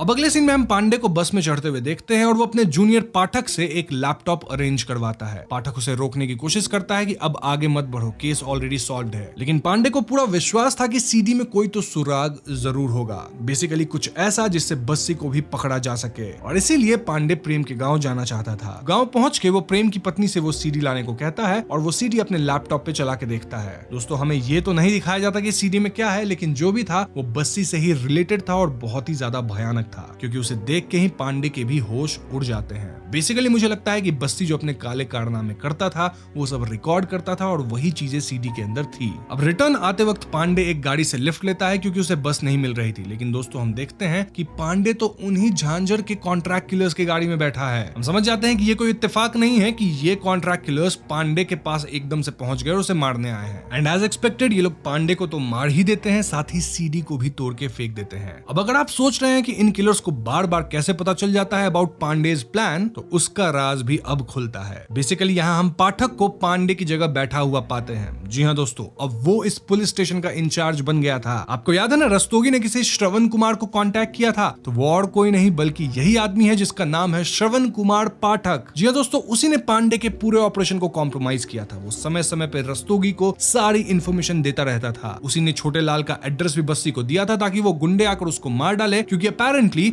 वो एक वीक लिंक था बिटवीन बस्सी एंड प्रेम। उसी ने रस्तोगी को भी बताया होगा कि पांडे प्रेम के गांव जा रहा है टू फाइंड सम क्लू। इसी पाठक ने अपने फायदे के लिए पांडे को हर बार धोखा दिया, लेकिन पांडे को इसकी भनक तक नहीं लगी। एंड में हम इंस्पेक्टर रामचरण पांडे की तस्वीर को भी मिसिंग पोस्टर्स के बीच लगा हुआ पाते हैं, लेकिन हमें पता है कि वो तो अब मर चुका है। नाउ फाइनली हम बिश्नोई को अखबार पढ़ते हुए देखते हैं जहां इंस्पेक्टर पांडे की तस्वीर लगी होती है और उसके हत्यारों की भी, जो कि अब पुलिस के हिरासत में है। बिश्नोई कुछ सोचने लगता है कि तभी उसके दरवाजे पे कोई नॉक करता है, तो इस सरप्राइज दरवाजे के बाहर तो कोई नहीं था एक्सेप्ट वन पार्सल, और इसको खोलने पे उसे एक सीडी मिलती है जिसके ऊपर लिखा होता है और भी सदाबहार तराने।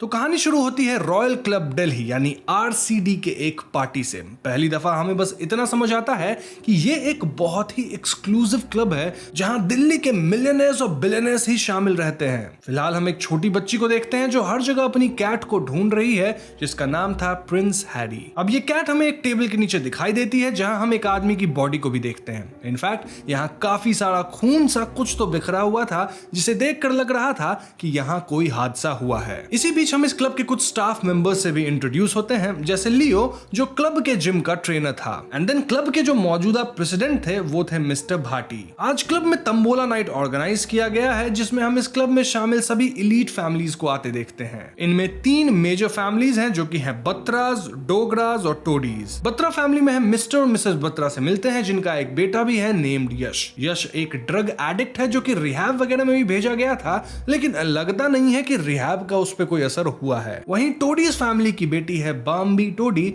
जो कि थोड़ी क्रेजी है। इसके अलावा क्लब में शामिल है मिस्टर रणविजय सिंह, जिन्हें हम राजा जी कहेंगे क्योंकि वो राजा महाराजा के खानदान से आते हैं। अब ऐसे तो राजा जी हमेशा नई गाड़ियां, नए कपड़े पहन के आते हैं, लेकिन वो वेटर्स को सिर्फ 20 रुपए का ही टिप देते हैं, इंडिकेटिंग कि उनकी फाइनेंशियल कंडीशन उतनी तगड़ी नहीं है जितना वो सबको दिखाते हैं। नाउ हम इस क्लब में एक मशहूर एक्ट्रेस शहनाज नूरानी को भी देखते हैं और हमें पता चलता है कि शहनाज और राजा जी एक दूसरे के खिलाफ इलेक्शन में खड़े हैं। नहीं, कोई लोकसभा या विधानसभा का चुनाव नहीं है ये, बल्कि इनके क्लब का प्रेसिडेंट बनने वाला इलेक्शन है। नाउ कमिंग टू डोगरास, वेल यूं तो वो मिडिल क्लास लोग हैं, लेकिन फिर भी इस क्लब का हिस्सा जरूर है। डोगरास का जो बेटा है आकाश डोगरा, वो एक नामी वकील है जिसे ये क्लब और अमीरों वाली चीज काफी शो ऑफ जैसी लगती है। आकाश के माँ बाप और दादी के कॉन्वर्सेशन से हम समझ पाते हैं कि आकाश की कोई बंगाली गर्लफ्रेंड बन गई है जिसका नाम शायद कुहू है, और उसके साथ वो बंगाल में ही रहता है। इनफैक्ट दिल्ली आने के बाद भी वो अपने पेरेंट्स से नहीं मिला।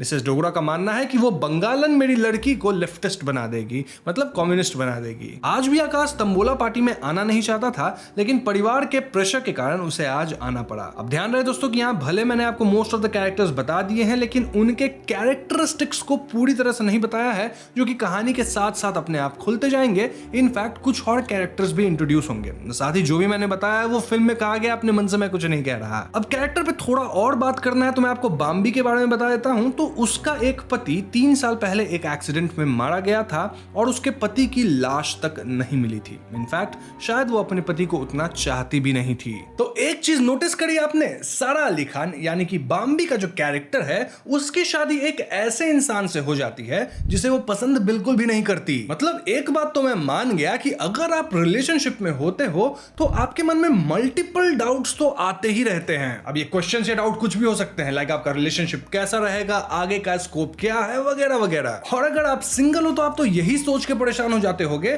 कि भैया हम रिलेशनशिप में आएंगे कब, और अगर आ भी गए तो किसके साथ रिलेशनशिप में आएंगे, वो भी तो इंपॉर्टेंट है। और ऐसे ही कहीं ना कहीं मैं भी अपनी लाइफ को लेके क्यूरियस था, क्योंकि मुझे भी जानना था कि मेरी लाइफ में आगे क्या होगा। तो मैंने ना एक ऐप है एस्ट्रोटॉक, उसे डाउनलोड कर लिया। अब रुको, मैं कोई यहाँ रिव्यू नहीं कर रहा ऐप का, कोई टेक्निकल चैनल नहीं है, बल्कि मेरे साथ कुछ बहुत ही शॉकिंग चीज हुई जो मैं आपके साथ शेयर कर रहा हूं। तो एस्ट्रोटॉक में मेरी बात पल्लवी जी से होती है, और इससे पहले कि मैं उनसे कुछ पूछता, वो मेरे से मेरा डेट ऑफ बर्थ पूछती हैं और टाइम पूछ लेती हैं। अब जैसे ही मैंने ये इन्फो उनको दिया, वो तुरंत ही मेरे से पूछती हैं कि क्या आप पहले आईटी सेक्टर में काम करते थे लेकिन रिसेंटली सोशल मीडिया में स्विच कर गए हो फुल टाइम। अब ये सुन के मैं एकदम शॉक रह गया, क्योंकि ये एकदम सही है। और यहाँ मैंने पल्लवी जी को ना तो अपना फोटो शेयर किया था, ना ही अपना नाम तक बताया था, फिर भी उनको ये सारी चीजें पता थी। तो ऐसे में मैंने 1 मिनट भी वेस्ट नहीं किया और उनसे मैंने 2024 के बारे में सब कुछ पूछ लिया कि भैया क्या क्या मैं एक्सपेक्ट कर सकता हूँ। मैंने फौरन से अपने करियर के बारे में पूछा, अपने फैमिली के बारे में पूछा,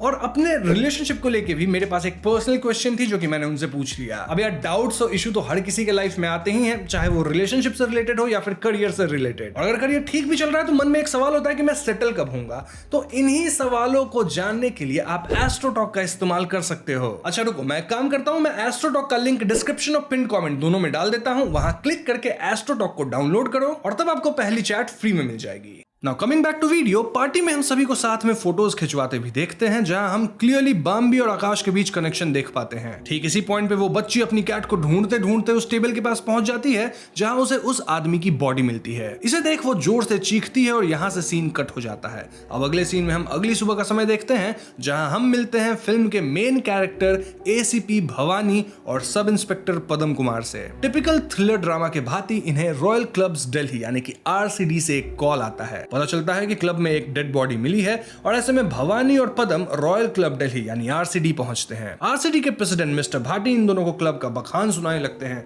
कि ये क्लब ब्रिटिश रूल से पहले का है, यहाँ पहले सिर्फ ब्रिटिशर्स ही अलाउड थे, अब क्लब का मेंबर बनने के लिए करोड़ों रुपए की फीस देनी पड़ती है और तब भी इस क्लब के लिए 20 इयर्स तक का वेटिंग है वगैरह वगैरह। लेकिन इसी बीच भवानी की नजर पड़ती है उसी कैट पे जिसकी तबीयत खराब लग रही थी। खैर आगे मिस्टर भाटी इन्हें डेड बॉडी के पास ले जाते हैं जो असल में कल रात वाली नहीं थी। इंस्टेड ये डेड बॉडी जिम ट्रेनर लियो मैथ्यूज की थी और बॉडी को देखकर ऐसा लग रहा था मानो लियो बेंच प्रेस कर रहा था और उसका हाथ फिसल गया जिससे वेट्स उसके गर्दन पे गिर गए और वो मर गया। क्लब के स्टाफ और भाटी जी को यकीन था कि ये एक मामूली एक्सीडेंट है यानी कि ओपन एंड शट केस। लेकिन भवानी वहां मौजूद बॉटल और पास ही के सीसीटीवी कैमरेस के सामने पड़े बलून्स को नोटिस करते हैं। वो सीसीटीवी कैमरा चेक करते हैं जिसमें हम कुछ अजीब चीजें देखते हैं। असल में हम जिम में किसी नकाबपोश आदमी को देखते हैं जो जानबूझकर कैमरास के सामने बलून टांग रहा था ताकि आगे जो भी हुआ वो कैमरा में कैप्चर ना हो। कैमरास में पुलिस को उस कैट की आवाज भी सुनाई देती है जिसे देख वो समझ जाते हैं कि यहाँ कोई प्रॉब्लम तो जरूर है। इस हादसे को तुरंत मर्डर करार दिया जाता है और पुलिस अपनी पूछताछ शुरू करती है और तत्काल उस बोतल को जो बॉडी के पास मिली थी उसे और बॉडी को पोस्टमार्टम के लिए भेज दिया जाता है। अब यहाँ से एसीपी भवानी बाम्बी, कुकी और मिसेस बात्रा से पूछताछ शुरू करते हैं क्योंकि इन्हीं को सबसे पहले लियो की लाश दिखी थी। अब आप पूछोगे कुकी कौन? वेल वो भी इस क्लब की एक मेंबर है जो कि थोड़ी अजीब सी है, सभी लोगों को अपना स्कल्पचर बना के गिफ्ट वगैरह करती रहती है। खैर यहाँ हमें पिछली रात के इंसिडेंट के बारे में पता चलता है। असल में कल रात जो बॉडी हमें दिखाई गई थी वो क्लब के एक स्टाफ गप्पी राम की थी। गप्पी राम डिमेंशिया के मरीज थे और कल रात बस बेहोश हो गए थे, मरे नहीं थे। उनके पास गिरा लिक्विड भी सिर्फ स्ट्रॉबेरी जूस था। मिसेस बात्रा को की दोनों इस बात पे गप्पी का मजाक बनाते हैं जो बाम्बी को बिल्कुल अच्छा नहीं लगता। हम देख पाते हैं कि बाम्बी गप्पी जी को लेकर काफी प्रोटेक्टिव है। इनकी बातचीत से हमें इनके बारे में थोड़ा और बैकग्राउंड मिलता है, जैसे ये सभी फैमिलीज आपस में दोस्त थे एंड बाम्बी, आकाश और इवन यश सब एक साथ इसी क्लब में बड़े हुए थे जहां गप्पी राम उनका ध्यान रखता था। यहाँ बाम्बी भवानी को बताती है कि पिछली रात पार्टी में लियो की रणविजय सिंह यानी राजा जी के साथ बहस हो गई थी। इस बीच आकाश ने लियो को यह कहकर बचाया था कि वो लियो का लॉयर है। इस पॉइंट पे भवानी आकाश को भी इन्वेस्टिगेशन के लिए बुलाता है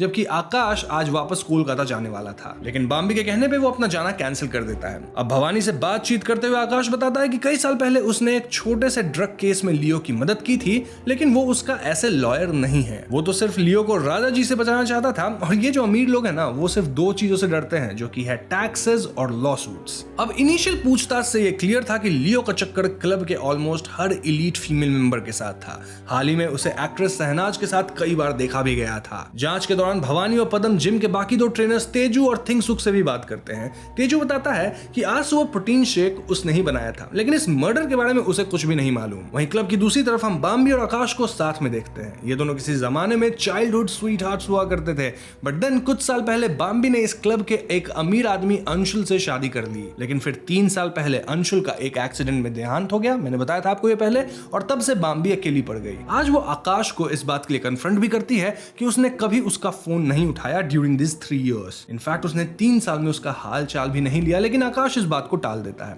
हम यहाँ उस रात का फ्लैशबैक भी देखते हैं जिस रात आकाश बाम्बी से आखिरी बार मिला था। उस दिन अंशुल और बाम्बी की पहली सालगिरह थी और बाम्बी आकाश को कुछ बताना चाहती थी, लेकिन आकाश बाम्बी को किसी और के साथ नहीं देख पाया और बाम्बी के लाख रोने के बावजूद भी वो कोलकाता चला गया एक नई लाइफ शुरू करने। खैर प्रेजेंट टाइम में क्लब के अंदर अब भी इन्वेस्टिगेशन जारी है। भवानी गप्पी राम जी से भी पूछताछ करता है जिसमें वो कुछ अजीब बातें करते हैं। उनका कहना था कि वो जानते हैं कि कत्ल किसने किया है, लेकिन इसके बाद वो ठंड, मौसम और पता नहीं क्या क्या बोलने लगते हैं। अब यहाँ का हेड शेफ पुलिस को बताता है कि डिमेंशिया के बाद से गप्पी राम जी कुछ भी उल्टा सीधा कहते हैं और उनकी गवाही को सीरियसली नहीं लिया जा सकता। लेकिन भवानी का शक अब भी गप्पी राम पे बना हुआ था, खास करके तब जब वो उन्हें अकेले गार्डन में लगातार बड़बड़ाते हुए देखता है। इस क्लब के बाद पुलिस का अगला ठिकाना था लियो का घर। उसके कमरे में काफी इंटरेस्टिंग चीजें मिलती हैं। पुलिस को लियो के पास एक बॉक्स मिलता है जिसमें उसने लिटरली हर क्लब मेंबर का कोई ना कोई सामान रखा हुआ था, जैसे ज्वेलरी, घड़ी, महंगी चीजें वगैरह वगैरह। यूं तो उसका सारा सामान अब भी कमरे में था, मगर एक टैबलेट मिसिंग था। लैंडलॉर्ड से भवानी और पदम को पता चलता है कि लियो अपने टैबलेट में अक्सर वीडियोस रिकॉर्ड करता था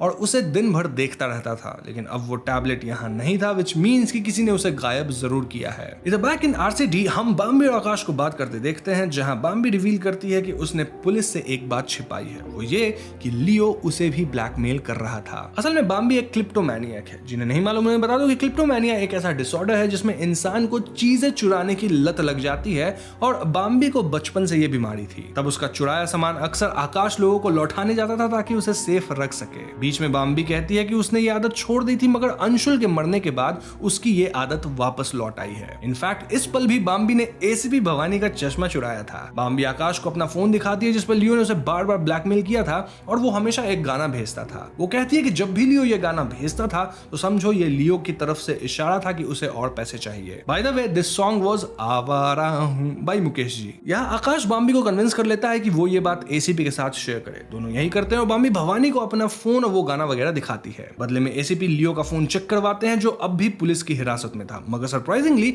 लियो ने अपने सारे चैट्स डिलीट कर रखे थे। उसके घर से क्लब के मेंबर्स का सामान भी मिला था जिसका एक ही मतलब है कि लियो कई लोगों को एक साथ ब्लैकमेल कर रहा था इस क्लब के अंदर। थोड़े बहुत छानबीन से यह बात बाहर आ जाती है कि ब्लैकमेल के बदले लियो लोगों से शेफर्ड्स नाम के एक अनाथ आश्रम में डोनेशन करवाता था। मतलब बेसिकली ये कोई मनी लॉन्ड्रिंग भी नहीं था, बस डोनेशन हो रहा था कहीं पे। शेफर्ड्स वास्तव में एक ऑर्फनेज था जहां इन्हीं डोनेशंस के कारण बच्चों के लिए काफी अच्छा माहौल और फैसिलिटीज बनती गई थी। तो अगले दिन एसीपी भवानी, आकाश और बाम्बी तीनों इस अनाथालय में पहुंचते हैं जहां उनकी मुलाकात होती है आकाश के बचपन के दोस्त राकेश से। राकेश कबूल करता है कि लियो उनके ऑर्फनेज के लिए बड़े बड़े डोनेशंस लाता था, बट उन्हें लगता था कि ये उसके कनेक्शंस के कारण है जो उसने इतने बड़े क्लब में जॉब पाकर बनाया है। उधर बाम्बी को डोनेशन रजिस्टर में क्लब के कई मेंबर्स के नाम मिलते हैं which included Mrs Batra, Raja ji and even Shahnaz Noorani. सवाल यह था कि आखिर लियो इतने लोगों के कौन कौन से राज जानता था कि इन्हें उसे काफी पैसा डोनेट करना पड़ रहा था। खैर अगले सीन में हम वापस एसीपी को क्लब में देखते हैं जहां वो मिसेस बात्रा से पूछताछ करते हैं। मिसेस बात्रा का कहना था कि लियो ने तो बस उनसे डोनेशन मांगा था, उन्होंने भी ऑर्फनेज समझ के दे दिया। लेकिन असल में हम उनके फ्लैशबैक में देखते हैं कि लियो क्लियरली मिसेस बात्रा को किसी रीजन से ब्लैकमेल कर रहा था। अब बातचीत के दौरान हम बाहर गप्पी राम को देखते हैं जो उनकी सारी बातें सुन रहा था। उन्हें देख भवानी उन्हें अंदर बुलाता है जिसपे गप्पी राम काफी डिसओरिएंटेड दिखते हैं। उनका कहना था कि उन्हें अपनी बिल्ली यानी वही कैट मिस्टर हैरी कहीं दिखाई नहीं दे रही, वो उसी को ढूंढने की कोशिश कर रहे हैं। यहाँ एक बार फिर बाम्बी उन्हें संभालती है और बाहर तक छोड़ने जाती है। वहीं एसीपी अब भी घुमा फिरा कर मिसेस बात्रा से एक ही सवाल पूछे जा रहा था कि लियो ने उससे पैसे क्यों लिए थे। यहाँ बात घुमाने के लिए बात्रा जी राजा साहब का नाम ले लेती है और पॉइंट आउट करती है कि उन्हें लगता है कि लियो के कत्ल में राजा जी का ही हाथ है। मिसेस बात्रा यहाँ रिवील करती हैं कि क्लब के पार्लर में गंगा नाम की एक लड़की काम करती है जो कि दिखने में अच्छी है। सबका कहना है कि राजा जी का उसके साथ अफेयर चल रहा है और लियो को भी शायद यही बात पता चल गई थी तो वो राजा जी को ब्लैकमेल करने लग गया था। लेकिन गंगा का नाम सुन बाम्बी मिसेस बात्रा पे काफी भड़क जाती है। वो एसीपी भवानी को बताती है कि गंगा पहले उसके घर में एज ए मेड काम करती थी। गंगा के पति का नाम अजय था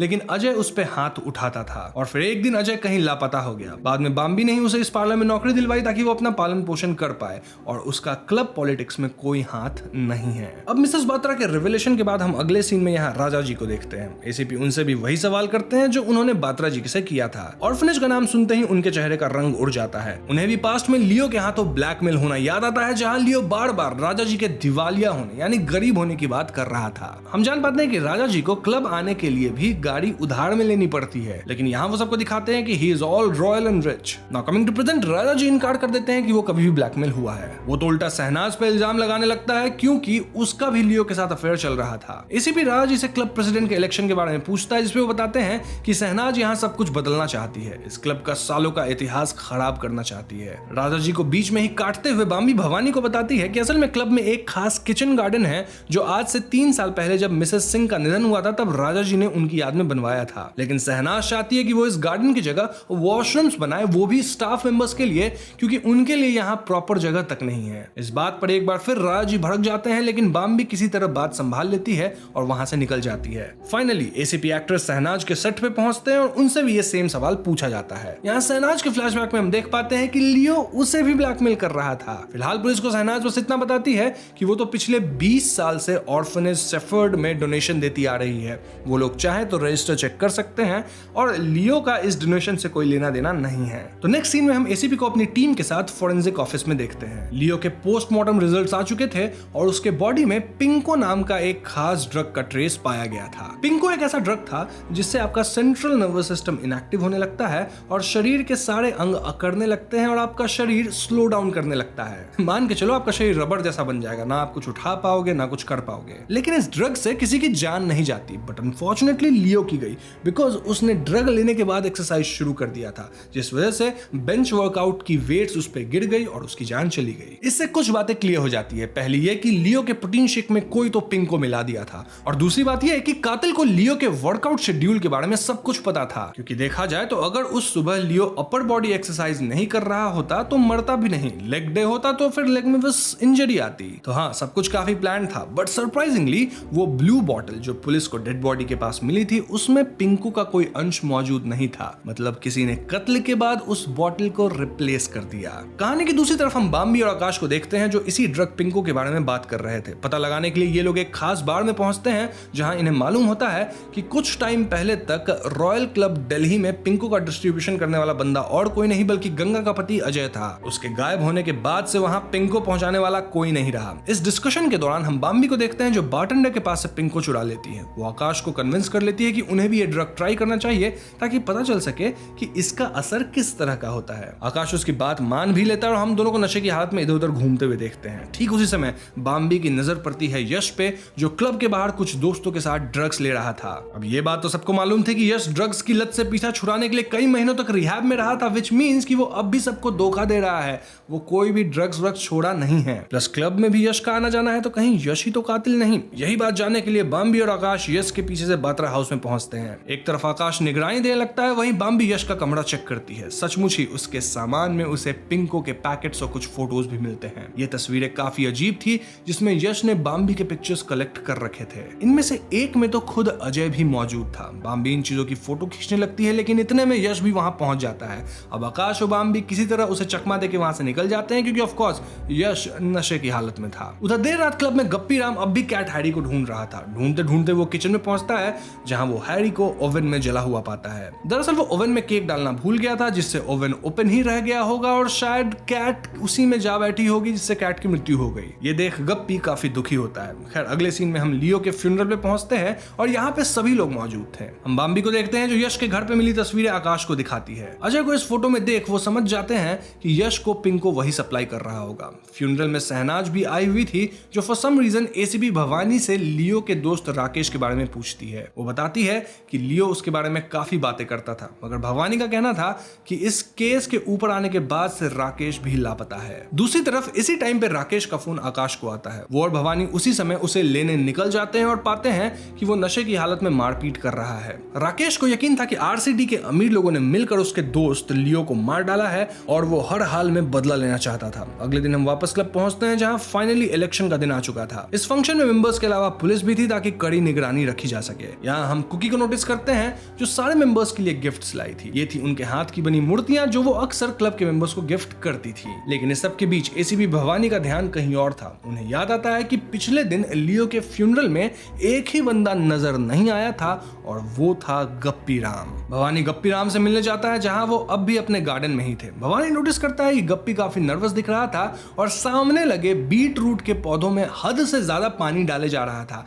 इनफैक्ट हम गप्पी राम को कई बार उस जगह पे पानी डालते देखे थे। तब एसीपी उसे पूछते हैं कि कल वो लियो के अंतिम दर्शन में शामिल क्यों नहीं हुआ और इतना पानी क्यों डाल रहे हो। इस पे गप्पी राम फिर से अजीब बातें कहते हैं। वो कहते हैं कि लियो एक बुरा आदमी था, खामखा लोगों के राज चोरी करता था और फिर उसके पाप का घड़ा फूट गया, ठीक वैसे ही जैसे उस दूसरे इंसान का फूटा था। अब ये बात सुन एसीपी भवानी काफी सतर्क हो जाते हैं। वो गप्पी राम से पूछते हैं कि वो किस दूसरे इंसान की बात कर रहा है, मगर अब तक गप्पी वापस अपनी दुनिया में खो चुका था। वो एक बार फिर बड़बड़ाने लग गया था। यहाँ से निकलने के बाद गप्पी राम फिर से बहुत परेशान होने लगते हैं और अपनी कैट को याद करने लगते हैं। बाम्बी ये नोटिस करती है और उनसे बात करती है। गप्पी बताते हैं कि कैसे उन्होंने गलती से हैरी को ओवन में रख दिया, मगर बाम्बी उन्हें समझाती है कि वो बस एक एक्सीडेंट था। अब इस पॉइंट पे हम बाहर किसी को बाम्बी पर नजर रखते देखते हैं, मगर कौन ये हमें समझ नहीं आता। खैर बाम्बी यहाँ से सीधे आकाश के पास जाती है। उसे बताती है कि उसे लगता है कि गप्पी राम जी की हालत ठीक नहीं है और उसे डर है कि उनकी जान को भी खतरा है। सरप्राइजिंगली कुछ ही देर बाद बाम्बी का डर सही भी निकल जाता है। लोगों को अचानक पार्टी के बाहर एक गन शॉट की आवाज सुनाई देती है। जब वो अंदर आते हैं तो देखते हैं किसी ने फ्लेयर गन की गोली से गप्पी राम को उड़ा दिया है, मतलब उन्हें मार दिया है। गन वहीं पड़ी हुई थी और ये इसी क्लब में रखी शाही बंदूक थी, जो कभी राजा साहब के फैमिली को बिलोंग करती थी। फिलहाल राजा जी से शौक से अपने पास रखते थे। ऐसे में सबका शक राजा जी पे जाता है, लेकिन उससे यश पे भी जाता है, क्योंकि बाम्बी ने उसका सिगरेट गप्पी के रूम के बाहर देखा था। पुलिस भी इस लोकेशन पे आती है और भवानी के कमरे में उन्हें कुछ अजीब चीजें दिखती है, जैसे विनेगर, एसिड के कई बॉटल्स और कॉफी की बोरियां। एसीपी को समझ नहीं आता कि आखिर एक बूढ़ा वार्डन इन सब चीजों का क्या ही करेगा। उधर पुलिस स्टेशन में ये बात सामने आ जाती है कि यश अब भी ड्रग्स यूज कर रहा है। उसकी मां मिसेस बात्रा पुलिस के सामने रोना धोना शुरू कर देती हैं कि उसका बेटा निर्दोष है और लियो उसे ड्रग्स को लेकर ही ब्लैकमेल कर रहा था। दरअसल मिसेस बात्रा सबको बताती फिरती थी कि वो अपने बेटे को विदेश भेजी है किसी बहुत ही 5 स्टार जैसे रिहैब में, जहां पे उसका बेटा एकदम ठीक हो गया है, बहुत अच्छा है। लेकिन असलियत में वो यश को एक लोकल नशा मुक्ति केंद्र में भेजी थी, जहां यश की हालत बहुत बुरी थी, इतनी बुरी कि यश को वहां से वापस लाना पड़ा और यश के ड्रग्स की लत तो छूटी नहीं है, ये आपको पता ही है। तो इसी मुद्दे को लेकर लियो कहीं ना कहीं मिसेस बात्रा को ब्लैकमेल कर रहा था। ऐसे के बाद बॉम्बे और आकाश को यकीन था कि यश का कनेक्शन लियो और अजय से भी है, क्योंकि दोनों को पता था कि वो एडिक्टेड है। साथ ही बॉम्बे को उसके घर से पिंको के ट्रेसेस भी मिले थे।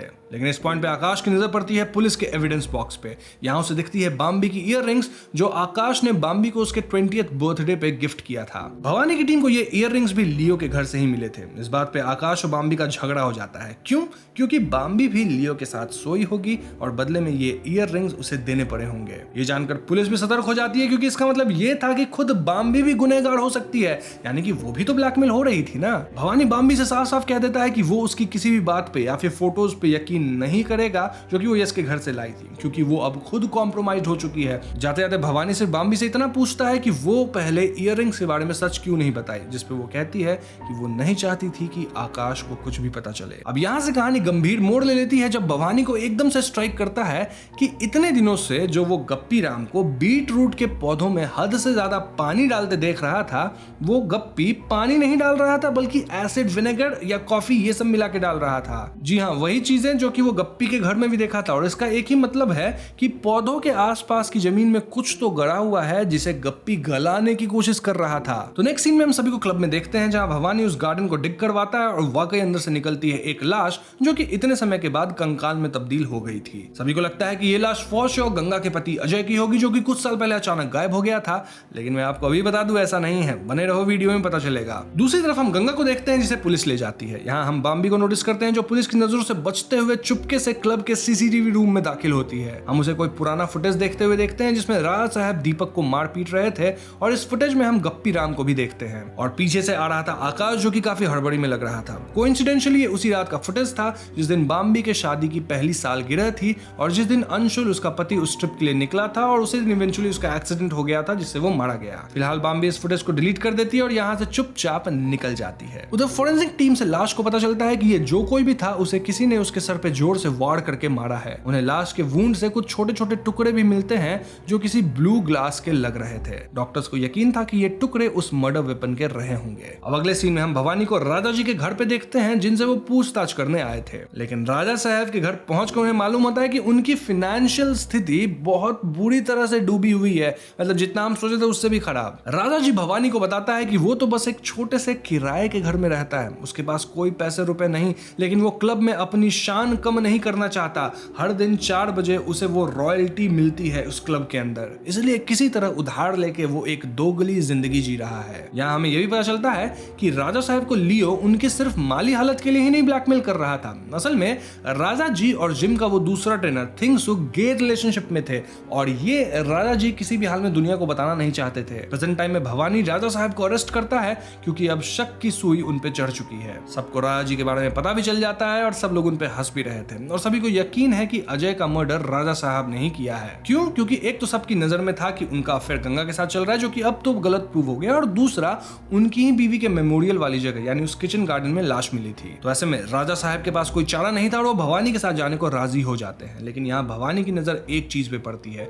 कमरे के कोने में एक शो पीस रखा हुआ था, वही जो कुकी बनाया करती थी और लोगों को देती थी। ये एक मदर टेरेसा की मूर्ति थी जिसपे छोटे छोटे ब्लू ग्लास के टुकड़े लगे हुए थे, ठीक वैसे ही जैसे उस लाश के अंदर मिले थे। अब ये देखने के बाद भवानी सीधा कुकी के पास पहुंचता है और उनसे इस मूर्ति के बारे में पूछता है। कुकी बताती है कि उन्होंने ऐसी 2 मूर्तियां बनाई थी जिनमें से एक उसने राजा साहब को दी थी और दूसरी डोगरास को। वहीं दूसरी तरफ पुलिस के सामने आता है एक और ट्विस्ट। वो पाते हैं कि अजय तो असल में जिंदा है और पुलिस उसे उसके हाइडिंग जगह से ढूंढ निकाली है। मतलब जिसे हम मरा मान रहे थे वो जिंदा निकला और वो इतने सालों से बस छुप कर रह रहा था। मगर सवाल ये है कि अगर अजय जिंदा है तो वो लाश किसकी है। पैरेलली हम आकाश और बाम्बी को एक बार फिर साथ देखते हैं। आकाश उसे बताता है कि वो वापस कोलकाता जा रहा है और उससे आखिरी बार मिलने आया है। बाम्बी बहुत दुखी हो जाती है मगर उससे कुछ कहती नहीं। इस पॉइंट पे आकाश का फोन बजने लगता है और उसे एक बार फिर राकेश ने फोन किया था। राकेश आकाश को बताता है कि उसके हाथ कुछ इंपॉर्टेंट लगा है। क्या हाथ लगा है? वो लाल टैबलेट जो लियो का था, जो अब तक मिसिंग था। आकाश ने क्लियरली उसमें लियो की मौत से जुड़ा कुछ इंपॉर्टेंट देखा था। आकाश राकेश को किसी से भी कुछ ना कहने को कहता है और फौरन उससे मिलने निकल जाता है। इधर पुलिस बाम्बी को फोन करती है और उससे आकाश के बारे में पूछती है। अब तक बाम्बी को भी कुछ डाउट हो चुका था, इसलिए वो झूठ कह देती है कि उसने आकाश को नहीं देखा। तब भवानी उसे बताता है कि डीएनए टेस्ट के रिजल्ट से उन्हें यह मालूम हुआ है कि वो लाश जो उन्हें मिली थी वो असल में उसके पति अंशुल की है। जी हाँ दोस्तों, अब एक तरफ हम आकाश को ऑर्फनेज भागते हुए देखते हैं, जहां दूसरी तरफ हम बात्रा हाउस में यश को देखते हैं। यश ने खुद को मारने की कोशिश करी है और जाते जाते एक चिट्ठी छोड़ा था जिसमें उसने बाम्बी के लिए अपनी फीलिंग्स कबूल किए थे। मिसेस बात्रा अपने बेटे को किसी तरह बचाती है और हॉस्पिटल ले जाती हैं। वहीं ऑर्फनेज में राकेश से मिलने पहुंचती है शहनाज। यहाँ से सीन कट होता है और हम अगली सुबह पहुंचते हैं जहां एसीपी भवानी सभी क्लब मेंबर्स को बुलाए थे। अब यहाँ एसीपी भवानी एक एक करके सभी का सच रिवील करते हैं। सबसे पहले पता चलता है फेमस एक्ट्रेस शहनाज नूरानी का सच। तो शहनाज जब सिर्फ 16 साल की थी तब उन्होंने एक बच्चे को जन्म दिया था। उनकी माँ ने जबरदस्ती इस बच्चे को अनाथ आश्रम में भेज दिया और शहनाज को बाद में पता चला कि और कोई नहीं बल्कि शेफर्ड्स में रहने वाला राकेश था। जी हाँ, राकेश शहनाज का बेटा है। लियो यही चाहता था कि शहनाज राकेश को सारी दुनिया के सामने एक्सेप्ट कर ले और शहनाज इस बात पे अफसोस जताती है कि वो इतने समय तक अपने ही बेटे से दूर रही, क्योंकि ऑफ कोर्स उसकी एक इमेज बन गई थी, वो ऐसा नहीं कर सकती थी और अब शहनाज की 2 बेटियां भी थी। वो कहती है कि वो उसी की खातिर ऑर्फनेज में 20 साल से डोनेशंस देती रही थी ताकि राकेश अच्छे से जी सके और अब वो अपनी गलती सुधारना चाहती है। यहाँ शहनाज सभी के सामने राकेश को एक्सेप्ट कर लेती है, लेकिन राज का सिलसिला अभी भी जारी था क्योंकि लियो को शहनाज नहीं मारी थी।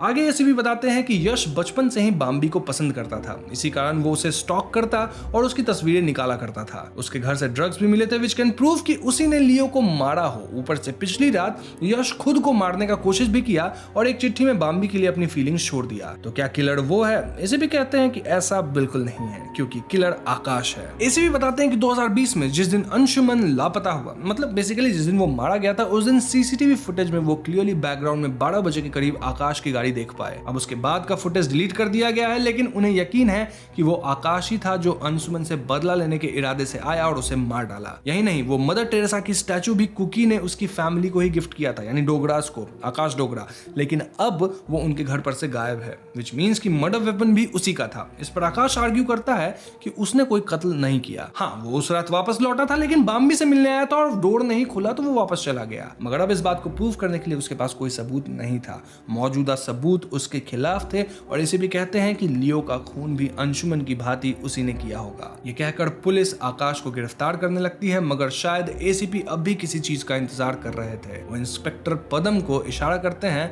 और कहते हैं कि अभी एक और राज बाकी है जो कि खुलेगा अपने आप। और इसी पॉइंट पे आगे आती है बाम्बी।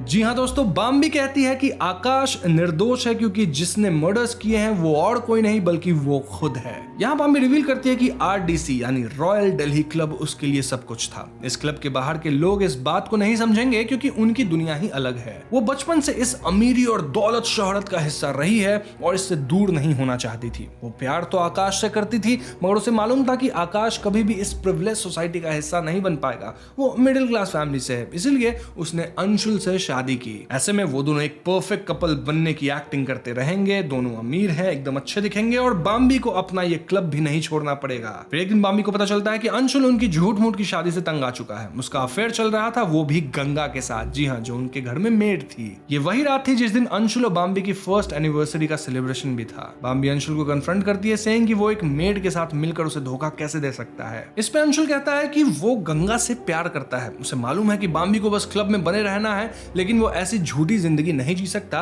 और वो गंगा से शादी करना चाहता है। उसने तो डिवोर्स पेपर भी बनवा लिए हैं। बाम्बी उसे समझाने की बहुत कोशिश करती है और वो ये तक कह देती है कि तुम रखो अपना अफेयर, तुम जिसके साथ सोना है सो, चाहे वो गंगा ही हो, बस लोगों के सामने हम परफेक्ट हस्बैंड वाइफ दिखने चाहिए। बाम्बी ये भी कहती है कि गंगा को कभी इस क्लब में एक्सेप्ट नहीं किया जाएगा और इससे उसकी जिंदगी और भी मुश्किल हो जाएगी। मगर अंशुल उसकी एक नहीं सुनता। वो बाम्बी को याद दिलाता है कि ये सिर्फ एक क्लब है, पूरी लाइफ नहीं, और ये क्लब भी तो सिर्फ एक दिखावा है अमीर लोगों का, उसे इस दुनिया में रहना ही नहीं है। वो कहता है कि इस ट्रिप से वापस आने के बाद वो उससे अलग हो जाएगा और फिर बाम्बी अपने रास्ते और अंशुल अपने रास्ते। बाम्बी को ये कतई मंजूर नहीं था और वो गुस्से में पास ही पर स्टैचू से उसका सर फोड़ देती है और इसी वॉर से अंशुल की मौत हो जाती है। और साथ ही यहाँ हमें मालूम होता है कि ये मदर टेरेसा वाला स्टैचू डोगराज में जो दादी थी ना, वो गिफ्ट करी थी बाम्बी को उसके एनिवर्सरी पे या फिर शादी पे करी थी। मतलब गिफ्ट बेसिकली डोगरा से बाम्बी को कर दिया गया था। फिर क्या था, बाम्बी को अब लाश को ठिकाने लगाना था और गप्पी हमेशा से बाम्बी के साइड रहा। बाम्बी ने उससे झूठ कह दिया कि अंशुल ने गंगा के साथ जबरदस्ती की थी और इसलिए उसने उसे मार डाला। ये सुन गप्पी राम ने बाम्बी की मदद की लाश को ठिकाने लगाने में, फिर एसिड, कॉफी, विनेगर, ना जाने क्या क्या डालकर एविडेंस छुपाने में और उसको खत्म करने में। लेकिन सालों बाद एक दिन नशे की हालत में गप्पी इस राज के बारे में लियो को बता दिया एंड देन लियो बाम्बी को ब्लैकमेल करने लगा। तब बाम्बी ने उसे भी मार डाला, उस कैट को भी खत्म कर दी क्योंकि उसने भी वो ड्रग्स वाला प्रोटीन शेक पी लिया था। इनफैक्ट यश को भी पानी में डुबाने का काम बाम्बी का ही था ताकि सबको लगे कि यश खुद को ही मार रहा था नशे की हालत में। न इस सब के बाद भी जब पुलिस को ड्रग्स के यूज का पता चला तब बाम्बी ने पिंको ड्रग्स यश के घर पे प्लांट कर दिया, यहाँ तक कि गप्पी को भी नहीं छोड़ा। तो अब समझ रहे हो यश को भी कैसे इन चीजों में फंसाया गया। सब बाम्बी का प्लानिंग था और वो गप्पी तक को मार डाली। इतना सब कुछ करने के बाद भी वो आकाश को नहीं बचा पाई और इन द एंड उसे सच कबूल करना पड़ा बिकॉज चाहे कुछ भी हो जाए वो आकाश से प्यार करती थी। उसे जेल में सरने कैसे देती। अब एंड सीन में हम बाम्बी और आकाश को साथ देखते हैं जहां बाम्बी को यकीन था कि भले ही वो जेल में पड़ी रहे लेकिन आकाश हमेशा की तरह उसे सपोर्ट करेगा, उसका केस वही लड़ेगा। यहाँ हम बाम्बी का एक्सप्रेशन भी देख पाते हैं जो किसी साइको की तरह लग रहा था और लग रहा था कि हाँ ये कत्ल कर सकती है। तो बाम्बी की गिरफ्तारी के बाद आकाश को छोड़ दिया जाता है और एसीपी उसे घर तक छोड़ने जाते हैं। वो उसे सलाह देते हैं कि वो बाम्बी का केस ना लड़े और वापस कोलकाता चले जाए अपनी गर्लफ्रेंड कुहू के पास। अब इस पे आकाश कोई जवाब नहीं देता। तब भवानी आकाश से पूछते हैं कि उसकी गर्लफ्रेंड सचमुच एग्जिस्ट तो करती है ना, कि कहीं वो भी कोई मनगढ़ंत कहानी तो नहीं। इस पे आकाश कोई जवाब नहीं देता, बस हल्का सा स्माइल देके वहां से चुपचाप चला जाता है।